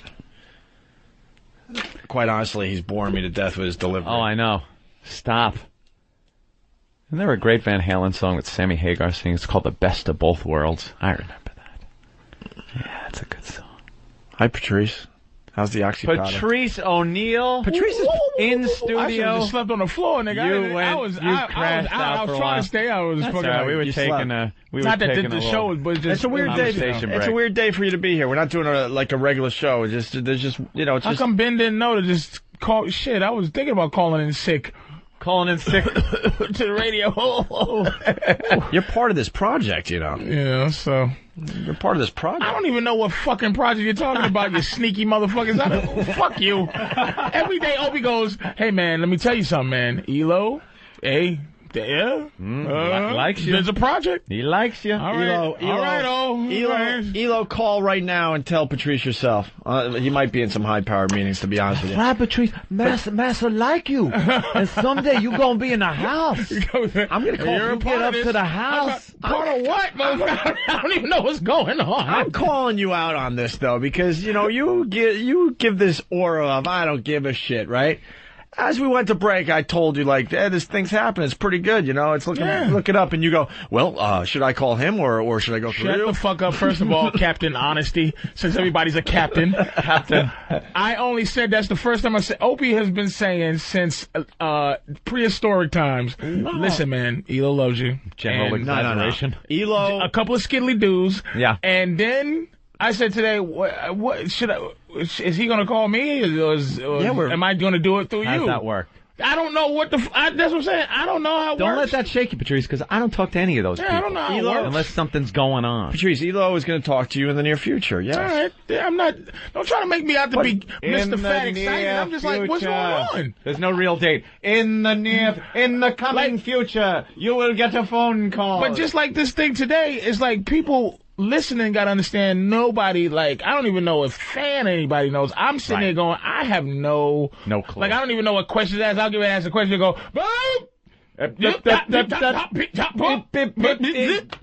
like, I want to ask all type of shit. I want to ask, okay, let me do the fake ask, but I'm not asking. Did, before Mr. Lee Roth was removed, was this supposed move a supposed move before David Lee Roth even existed? Zip it. There is no answer to that. That could ever possibly be given, and none should ever be given. He just gave me those fucking eyes. What's those eyes? Don't. Those beautiful eyes turn into shark's eyes just now, black and evil. Turn the mics off. Hold on, but you just look like that animal that gets grabbed by the skunk. And hugs by the skunk. Yeah. What is it, Pepe? What's that old cartoon, yo? Oh, Pepe Le Pew. Yeah, you have those eyes like, what the fuck is he saying? What's going on? Are you insane? All right, should I turn off the mics? Just so I can tell Patrice something real quick. But can we get some hold music or something going on? We got some elevator music. Derek's got it. Yeah, but we don't know where. Where is it? Here you go. Oh, yeah, it's right in front of me. And here's how fucked up life is. Hey, we're turning off the mic. Wait, before you turn off the mic, let me just say that here's how unfriendly motherfuckers are. Motherfuckers will not wait to the end to go, hey, the show is over. Niggas are on their motherfuckers spread out like roaches at the end of the show. What the Pac-Man music comes on, and it's like, thank you, we're out. Hey, listen, go fuck yourself. So you rather during the show turn off the mics to tell me some shit that a fucking pseudo friend could say to a nigga after the fucking show. Yeah, we'll be out here at 11:01. No phone call, there's 20 more hours in the fucking day that you would rather. The only interaction we have is during the radio. That's it. All right, stop. I wish I could call you from my house to tell you about my oxy shit, but nobody gives a fuck. You motherfuckers are awful. Beast is awake. Hey, turn the mic. The beast has awoken. That's what I was just thinking. Because I'm sitting there going, He's had it. When the Stern thing goes down, it's like it's nothing, because it's such a background with you motherfuckers. Y'all hate each other. So I go, okay, it's just, I'll get up if somebody goes, and that fat fucking asshole, they got it. As soon as I'm waiting to hear that so I can have an excuse to say something. So I'm like, all right, we're like, but I know nothing. Right. Nothing. And by knowing nothing, you have music. I want to comment about what he just said. We went out to dinner once. I gave you a little time outside this fake friendship 4-hour thing. This motherfucker's like, hey, listen, stop the radio show so we can be friends for 5 seconds. Yeah. I call the motherfucker at 12. Anthony be like, huh, nigga, what? Hey, Anthony, hey, man, that oxy powder. Shut the fuck up. You just make sure you're in that studio tomorrow morning at 7. Nigga, get here at 6:30 and shut the fuck up. Patrice, who? Why are you calling me? Hey, man, I was fucked up about Mandisa, huh? Nigga! What time is it? Fuck you calling me for? Hey, Ben. Yeah, Patrice. How'd you get this number? Hey, Ben. Yeah, man. Hey, what's going on? I don't know. You should get us back and invite us on, not invite us on the actual show, but invite us to the taping of Web Junk 20 just so you can say, hey, man, I'm too busy to talk right now. I got writers' meetings and... Let me cancel. Listen, everybody, shut down the whole thing so I can talk to my friends. We're not friends unless something's going on. That's what back in Tough Crowd is the only time you talk. Hey, man, how you guys doing? Tough Crowd's going on. Outside the thing, you get out, you just, Nothing. Yeah, I remember one day I saw you on West 4th with fucking Big Kev and your girl, and we tried to talk. It was the most awkward thing, right? It was like, hey, man, how you doing? Hey. It's like, you had just, I think you was ill at that time. You had just recovered. A cold, as they say. You had a bad, you had to recover from a bad cold. Stent in for. And I'm like, what's happening, man? Like, I didn't realize that was like something you never talked about. Like, I had to, like, one day come on, and I'm like, hey, man, I heard about this such and such. Like, what the fuck? I've commiserated with people know I've been to jail and almost got raped at a rest stop, and we don't know that you had a fucking coronary, motherfucker? Why not? That's some blockage. What a stent put in. Sneaky bastards. Who hasn't? Both of you niggas are sneaky in love. Both of you niggas are sneaky ill. Like, what the fuck is wrong with y'all? Fucking 3 years ago. Patrice has awoken. I'm just like, what the fuck is Do you remember the secret niggas? Who even knows anything on this show? Remember when we went to the fake, the Rich Voss fake, he gives a shit about his friend's steak dinner before he got married thing? Oh, and it was all about him filming his reality show pilot? And that's what it was. And it was Patrice and I sat right next to each other and had steak, and you're like, man, you're uncomfortable in your skin when you're not in that studio.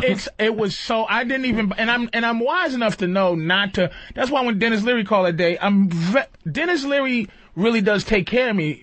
He'll just throw shit my way. But Pat, it's like he likes you, but he has to like you in context of business. It's just no way to like, you go, hey, because Opie he'll get this thing where he gets human for like a second, and he will feel like, wait a minute, I'm feeling like, because he'll get it like just a drop of conscience where you go, man, this motherfucker gets up 6. He's really, he's doing. Patrice does a good job for us. I'm just letting everybody know. And you go and go, hey, man. And then I close the shutters back down. I open the shutters like that. And they come down. Insert another quarter for a human contact. I know, because Anthony you're not the guy going, you're just doing your show and then you leave. You put your snorkel coat on and you're out. Yeah, that's pretty much it. But Opal will look at you and then he'll go, hey, man. Good job. Hey, listen, Elo loves you, dude. And he thinks I'm going, I don't care, but as soon as you go, I want you to care, that's all. Hey, Opie, see how you got me today? This is the first time I ever said, like, well, look, because he always goes, hey, look, what about the Black Phillip? Hey, man, what's going on with the Black Phillip? I don't ever want to go, what's going on with Black Phillip? Right. Because it's just like, don't you ever ask me what the fuck is going on with Black Phillip. Like, I just sit here and I go, okay, dude, I like doing radio. We really want to develop that now. We think there's something there. We think there's something there with you and this channel. I'm serious. I know, but the response to that is, all right. Like, I can't go past that. No, honestly, though, I'll be... Because at the end of the show, when the Pac-Man music comes, I'm going to go, I gotta tell you. So you got to go, hey, man, what? I got to tell you, man, don't talk to me. Without saying a lot of things, Eric Logan has been beyond busy since you started that show.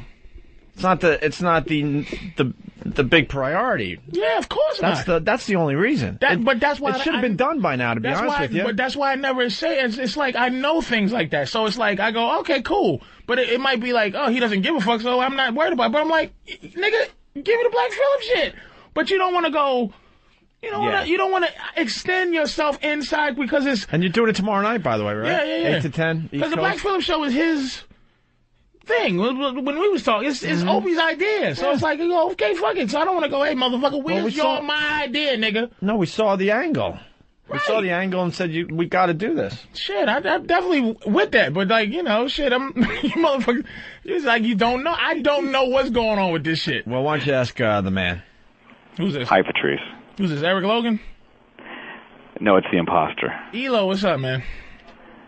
First of all... Why is it always uncomfortable silence with white guys in business with white guys? I got spit it out, Eric. You get really uncomfortable. What is the story? Elo is fake corporate guy. Is he fake corporate guy? I thought he's a fucking... He's 17. He really bugs me. He's the LeBron James of white people. He's one of the smartest guys I've ever worked with. Right. And I'm not kissing his ass because he's on the phone, but he's also a fake corporate guy. He plays the part very well. He's a good actor. Right. When he's not... As I'm sporting today in my blue jeans and my green Opie and Anthony T-shirt, we're walking around the building today. It's dress down day today. Yeah, it's casual Hawaiian shirt day. Oof. Hey, is there room on that shirt for more logos? Absolutely. Absolutely. It's gonna look like a NASCAR racing outfit. And trust me, hey, Elo, your name comes to my ears because it's like, Opie will go, hey, man, Elo and the guys in Washington. I go, thanks. I go, thanks. All right, fuck going through the interpreter, okay? Yeah. Eric Logan, tell him what you tell me. About the show? Just about him in general and how But leave out the N word. No, leave out the fact he said, that nigga. Leave out that.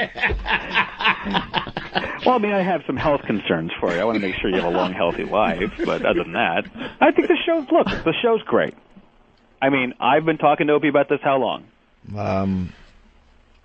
A couple of days. Oh, gee. Come on now.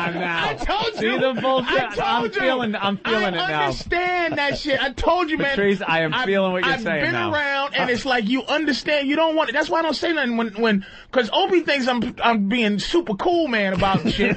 But he goes, hey, man, Elo and guys in Washington said they love you. And I go, well, pow, baby, right back at you. Pow. As far as I know, I'm walking next to Anthony with a snorkel coat on and going to sleep. I'm feeding my fish, fucking my girl, and can't get in touch with Opie when hey, Opie, text message, Black Phillip, ?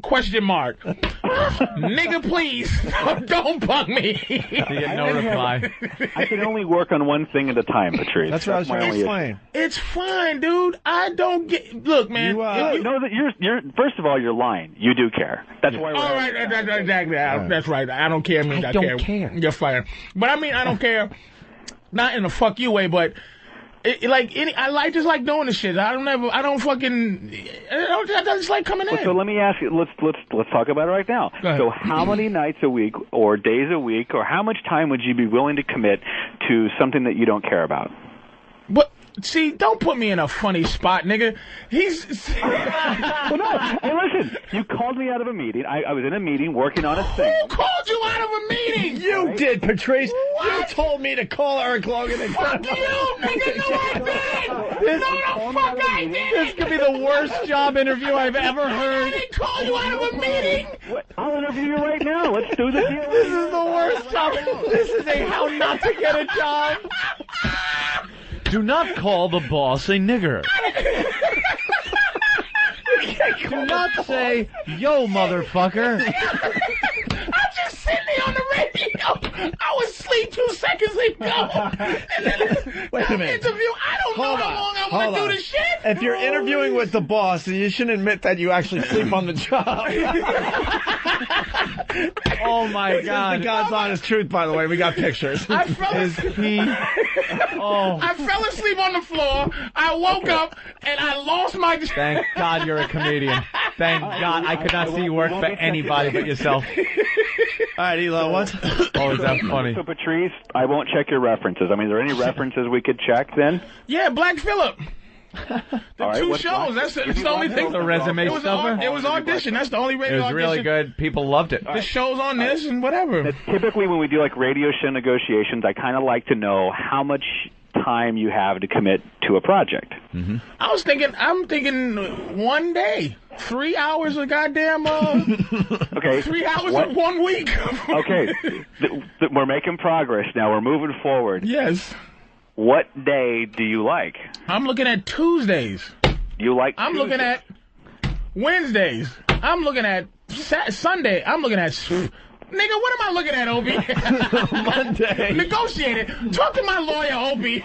Mondays. Monday night. Monday nights. It should Monday be on, night. Hold on. Right? The type of program he does should be on the weekend or Sunday night, but the problem is, he will do his touring and stuff, so that's a little rough. I know, but actually, the type of program that he did on the weekends for us, which was fantastic, should actually be done like on Thursday night, because it's directions about how to survive the weekend with your women and what you should do. Wow, see? Genius move. That's why he's got that gig. Thursday sounds good to me. He just trumped He me. just earned his suit right there. Thursdays sound good to me. Thursday So night. you like Thursday night? Thursday sounds excellent. All right, now how do you feel about the show being live or taped? Live. No, it has to be live. Yeah, It has to be live. Taking Well, the it doesn't have to be calls. live. We can tape the calls. No, it has to be live. There's a live feeling to it. That live feel, you kind of know when you're on tape. You don't want to do a taped thing. Yeah. So you want to do? So we have a Thursday night live show call-in. Yes. Now you like 3 hours? Do that?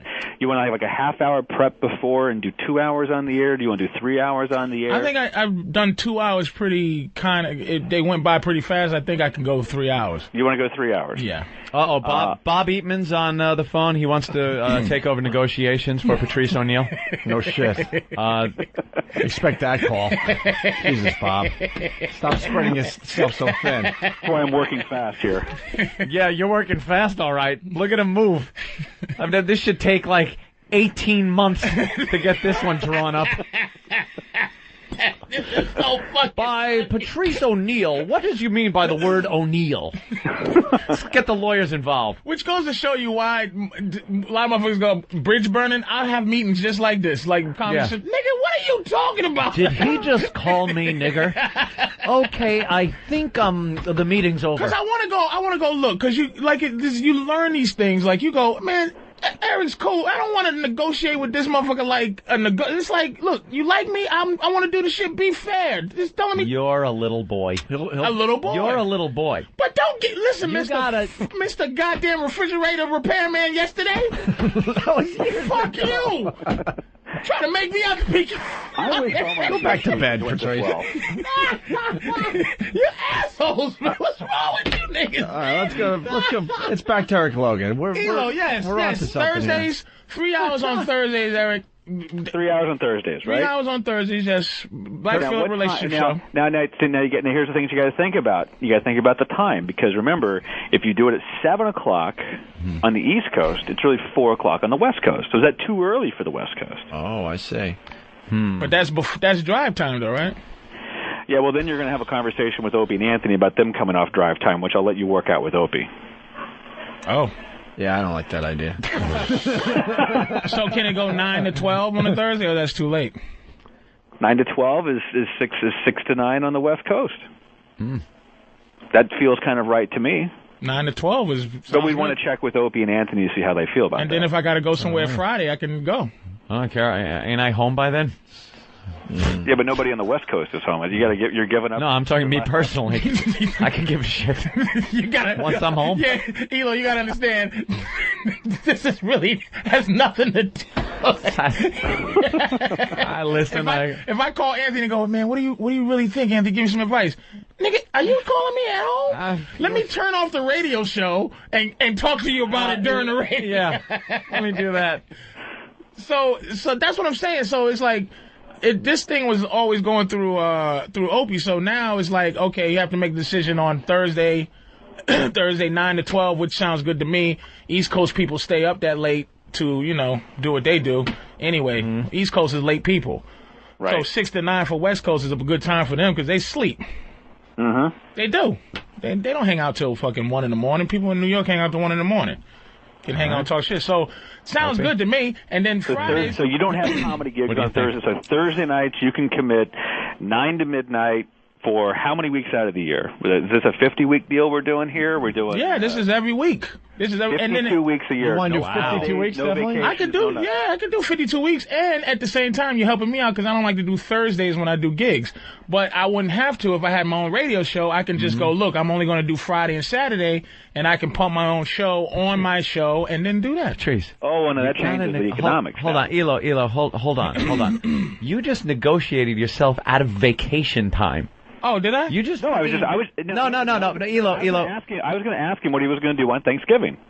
Yeah, what are you going to do on Thanksgiving? Holidays and vacation. You just negotiate. I'll be here every week, sir. Is that how it goes? My client Patrice will be taking 4 weeks off a year. 4 weeks a year and paid holidays when they fall on that Thursday. That's right, and he wants his birthday off.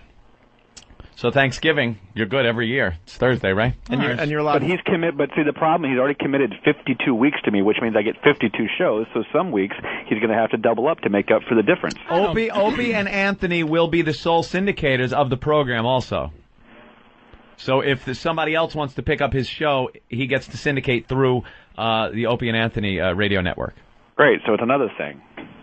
Which we will take 50% of the proceeds. I know how silly this is, and you gotta understand, fellas. This negotiation right here. This is the reason I have a army of Jews. Now, this is why army. I do not do my own negotiation. There'll be a lot of stuff in the meetings with some Jews as this goes down. Where Eric will go, well, he said this. I go, I don't remember that. I was playing. Patrice will open the door. Havana, Gila, Havana. They all come in. I come in with a yarmulke. What did this stupid Schwarzer say?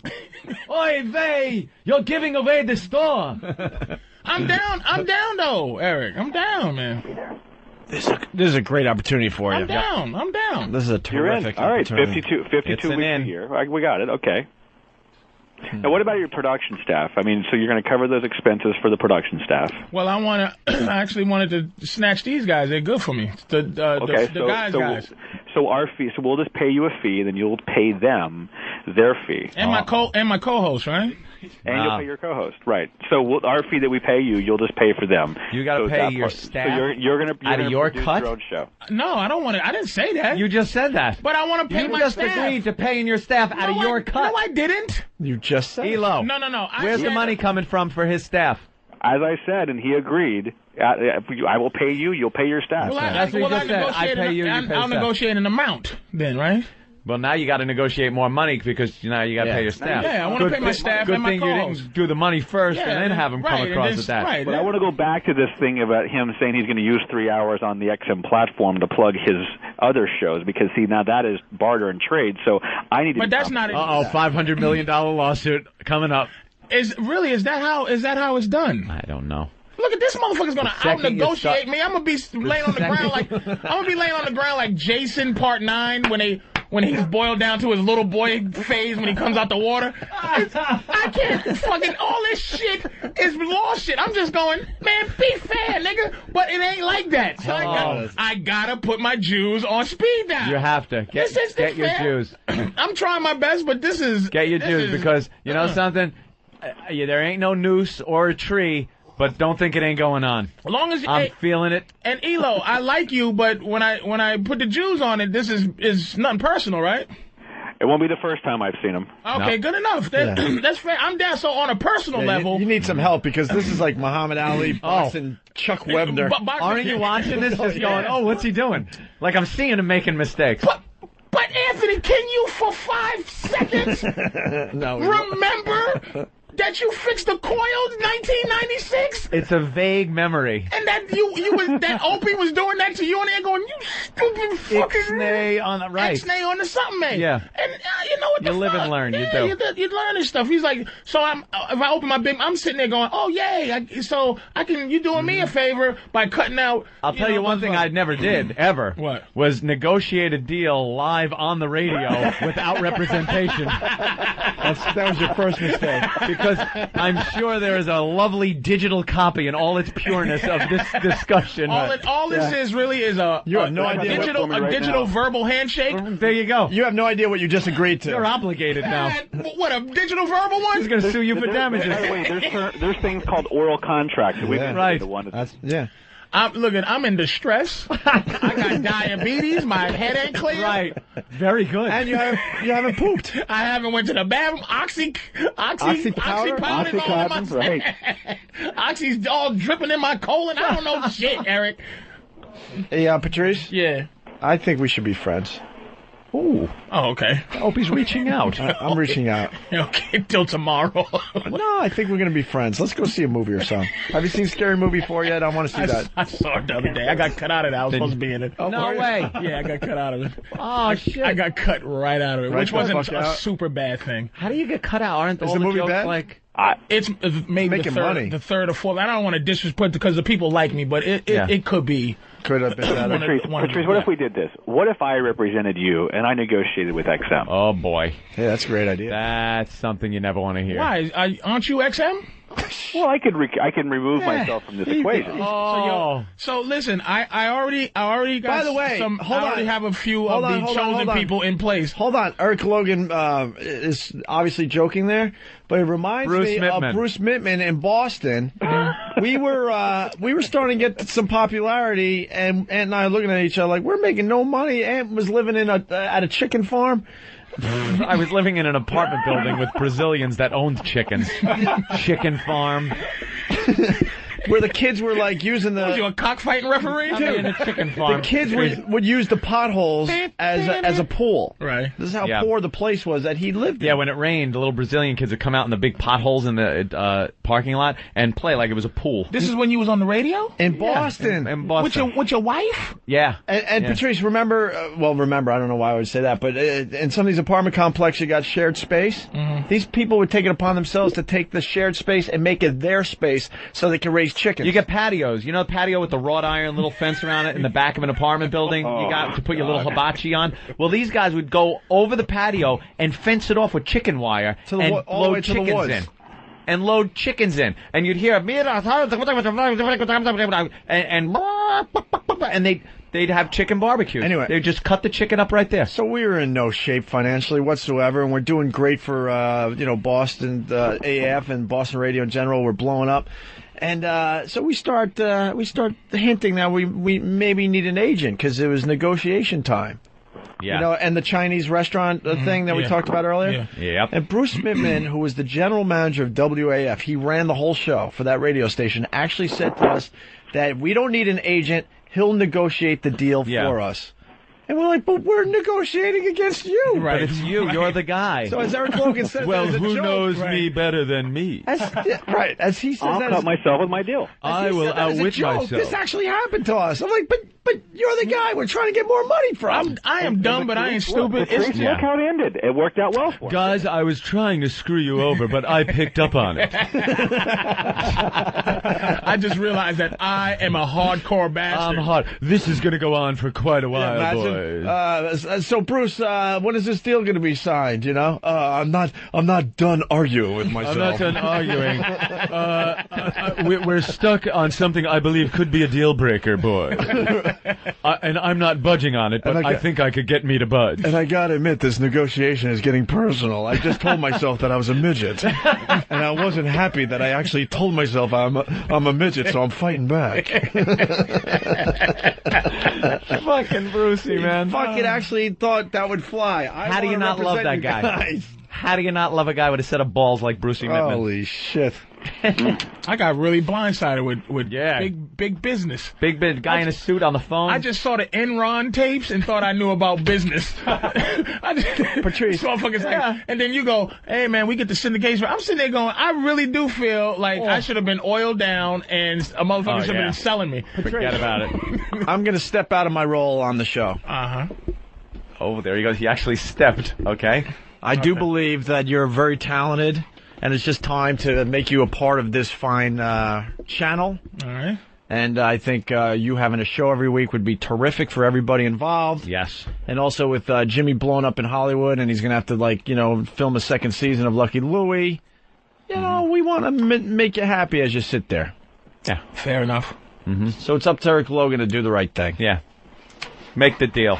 Somehow. So I guess I'm not the. So am I to understand I'm not the agent now? It sounds like I'm not the agent. No, you cannot Something just be went the horribly agent. wrong. Yeah, you can't. That's ridiculous. I just stepped back into my role on the show. I saw you took the step. There'll be some motherfucking old school Moses Jews from Jerusalem coming to life. You if I did need some representation, Oh, yeah, they get it. or else you're going to look like you're in a bathroom with a lacrosse team. That's exactly. I just do things like that. Like I told you, the Spike Lee situation. It's just like, what? Why would you call? It's like if see what just happened just now. Yep. If I said, okay, talk to my people, and Eric was like, hey, look, man, come on, we talk, Patrice. I know you. Can't. Come on, let's just talk. It's like, let's talk about life. Let's talk about art, but do not talk business with me. You and I can just work this out together. See, when you hear that, Yeah, run. right. Here's what you do. You give a little self-deprecation. You go like, hey, Eric, I would love to discuss this, but I'm just not savvy enough, and I've been instructed that maybe somebody else should handle these affairs for me to protect myself. Did you say pretend to say that? Or Patrice, or you can give me the line that Anthony gives me, which is like, I'm only one half of the equation. That's what I say. I've actually used, I am but a small cog. Yeah, actually, that was the one I got the other night. Last night, I think I gave Elo that one. Yeah. I am but a small cog in this machine, Elo. You have made what's the name for that sign? Ampersand. The ampersand. You made the ampersand worth millions with that move right there. That ampersand is worth. It's like, look, man. Hey, don't you know? It's Opie and Anthony. By the way, I'm sorry, I can't talk to you. By the way, I got to tell you this also. I only passed that off to Opie because I knew he was asleep and had his phone off. By the way, I'm back in my role on the show. Oh. I don't have time to see a movie anytime soon. Do you know what we have going on? Are you insane? Do you actually think I could see a movie with you anytime soon? I ain't got time to take a piss. Do you think that I get set up by Opie's in and out of humanity? He's the only one that has called me out on it. I will never get it. Everyone else, like Bob Kelly, will sit here and go, but he was my friend. But what happened? Like, he can't figure it out. Like, he's but when the mics aren't on, he actually but what? You're the only one that will call me out on it. Opie goes, hey, dude, let me tell you something. I see you having, let me tell you something, XM203 is in your future. That will be called the O'Neal Network. I go, yeah, man, skilly bow. He goes, what's the matter with this guy? He just looks at, I know, tomorrow, it's like, I just wait. That's what, every time Opie goes, but Elo, I'm telling you, dude, when he says that, I go, okay. Today I said, so should I, is he going to call or should I talk? And he turned it into this. He turned it into bad Negro negotiations. There are black lawyers and this NAACP is going, this dumb nigga, I'm going to get a call from They are on their Obama way. The saying, what the NAACP, fuck is wrong with you? They got like a car with a siren on it right now, blazing down to this location. Negotiating with white men. Shut the fuck up! And saying how I'm going to go get my Jews to help me. I really am the Terrell Owens of third mics. Excuse me, but there's a positive phone call coming in for me. Timmy in Boston. Hey, what's up, guys? Hey, man. I wanted just to say that Opie, who used to not be the funniest guy on the show, over the last week or whatever, has been very, very fucking funny. Tell my boss he's on with you right now. Well, that's why I wanted to call in, because with the whole Bruce Mittman thing, when he was saying I'm going to negotiate with myself and all that stuff, it was very funny. You got out of him what you needed. That was a very fun thing to do, though, man. Yeah. So, Patrice? Yes, sir. Yeah, we got to wrap up because they're saying we got to take a break, a really long break or so. So, Patrice, I just want to recap the deals as it currently stands, because it's very important in negotiations, so you always know where we stand, right? Go ahead. All right, you've agreed to a show on Thursday nights from 9 p.m. That is a definite agreement. Okay. Very good. There's no definite. We've already agreed this. We have tape of you saying yes to all these. It's like a contract. But also, you don't even have to reiterate. Let me say that I'm just restating what you've already agreed. Please don't let me go to the doctor and say that I suffer from dementia. So go ahead. He will. Patrice is fighting back. You're doing 52 shows. But 52 shows over the years, though, is what he's saying. But That's Thanksgiving you work. No, but I'm saying... Dude, wait till you're 30 shows in. You're going to be like, what the fuck? 52 I'm out of shit. You know that we invent illnesses to get time off from this program. You've agreed to pay out of your pocket all production expenses associated with the show. Oh, you shouldn't have given that one up, Patrice. I didn't agree to that. You have to renegotiate that. I didn't agree to pay. Patrice. I agreed that the guys would get paid. Yeah, but you not only agreed to it, you agreed to it twice. I heard it. Twice you agreed to it. All right, go ahead. Back that shit up. Go ahead. The worst that can happen is it fall apart. You know, when you brought up the fact that you want to plug your show on Friday night, I clearly articulated that is we as XM has to be compensated. They have to be compensated. So either you will do the show for free, or you will pay us the fair market value for such mentions included in that show. You know, Elo, free is ridiculous. I agree. And also, I need an accounting of what spots are going for on this show, and we will work out a dollar figure for that and put that against what Patrice will be earning. Let me ask you, Anthony. Anthony, thank you very much. Okay, now, what about times where I'm not performing on the weekend? Then you don't mention it, and then you don't have to reimburse us for that. And then, so if I don't mention it, I don't. And we still expect you to be here when Jimmy's not here, sitting in that seat for free. How about that? How about that? Oxy's coming out my ass. How about that? And then, He's walking customary, on the... Wait, he's just walked out on the negotiation. I'm going to call a Jew right now, nigga. How about that? Negotiation is over. I'm going to shit. He's going to the Jew phone. He's out. Well, also, one last thing. He just left. Before we hang up. Well, you got to remember that it's customary that we have control of your image and marketing rights that we can use, and you can't use them without the express written permission of XM. That's very standard with all of our deals, too. There you go. You'll be hearing from somebody with the last name of Witz. Or Stein. Or Stein. Enough about Patrice, so it's about us today. What's going on in Washington as far as, the thing? Oh, you got me with that one. Let's do it! The Opie and Anthony Show. For the love of humanity, what did the guy do wrong? He took a goddamn job. It seemed like a good idea. And the guy didn't do well to him.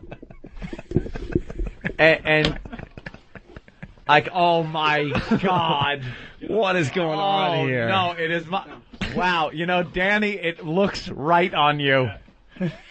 Holy shit. Why are you doing your Charlie Chaplin impression today? Oh, is that Charlie Chaplin? Why? Who do I think it is? Who says it has to be the big guy? I'm saying it's a Charlie Chaplin. It was mustache day. What you call today. The big guy? The big guy. Big guy. By the way, the big guy. He got a nickname. We didn't even wish him happy birthday yesterday. I'm just getting looks of dismay. He's talking about Phil, who emailed. It was a whole thing, and we forgot to mention this. Well, that is really something. It actually looks good. That's too bad he fucking fucked up that mustache. It's almost, it works with Danny in a weird way. It almost, it looks cool. It's almost like a Clark Gable look. He fucked it up for everybody. He fucked that up because that really kind of fits him in a weird way. People grow. There's a lot of people that grow facial hair because they're trying to make their face a little better. What if that's the only thing that makes your face better? And that guy took that move out of the game. Like you have a weird mole or a funny cleft, right? And all you just want is enough to just cover up but not the corners of your mouth. Well, it has been Mustache Day. Unfortunately, we couldn't play along, Opie, because of the press and everything. We don't want to sit in front of them with wacky mustaches. So, speaking of the press, right after the show, right outside the studio, it's going to be unbelievable. Oh, really? Got a mic on the street and everything. Let's check in to see what's going on with the press outside the studio.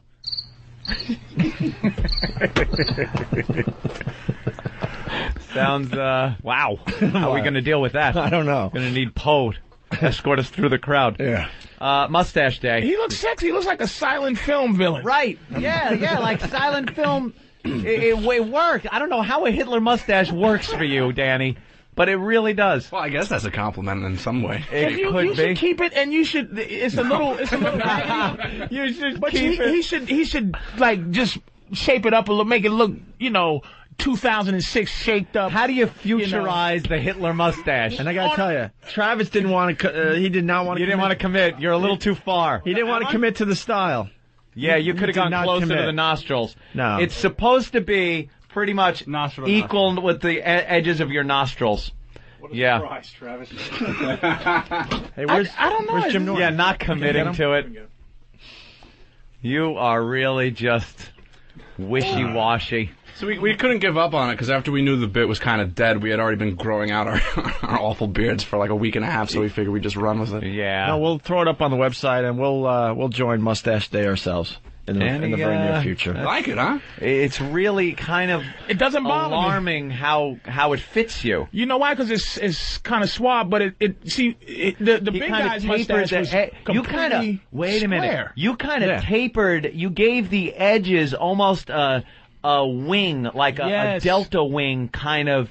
Both guys were scared to that completely commit. That could be the way to update that look and bring That's that mustache what I'm back. saying, is to, You're right, Patrice. Is to triangle it up a Give little it an bit. angle. It's a trapezoid. Yes. You gave it more of a trapezoid than a rectangle. Hitler's was completely rectangular, like square, like a rectangle on his face. Yours is going down in the mustache way. If you trimmed it up, it would be like I said, a Clark Cable kind of thing. Yeah. I mean, I wasn't shooting for that. I really did try to make this as offensive as possible. We'll test it at the synagogue. Ooh. On our first day. No, I guess we won't. I'm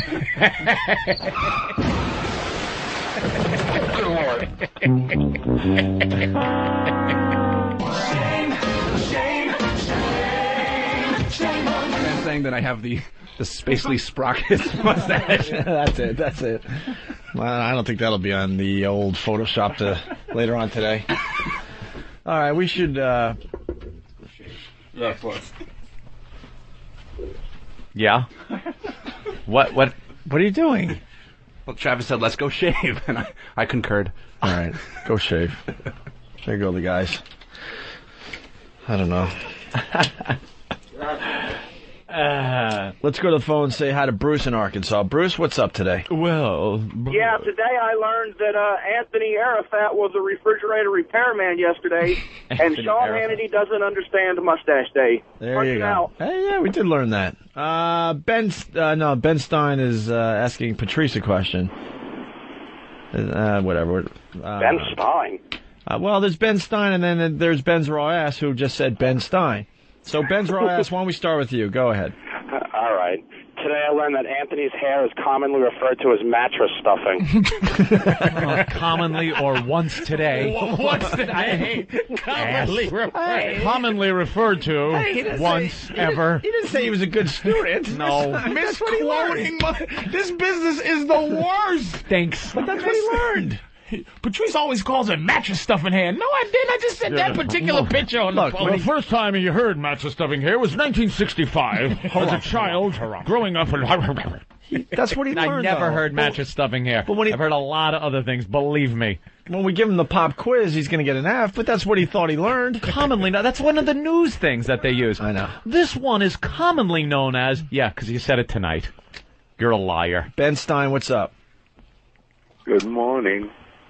Are you, Patrice O'Neal, are you trying to Jew Elo down?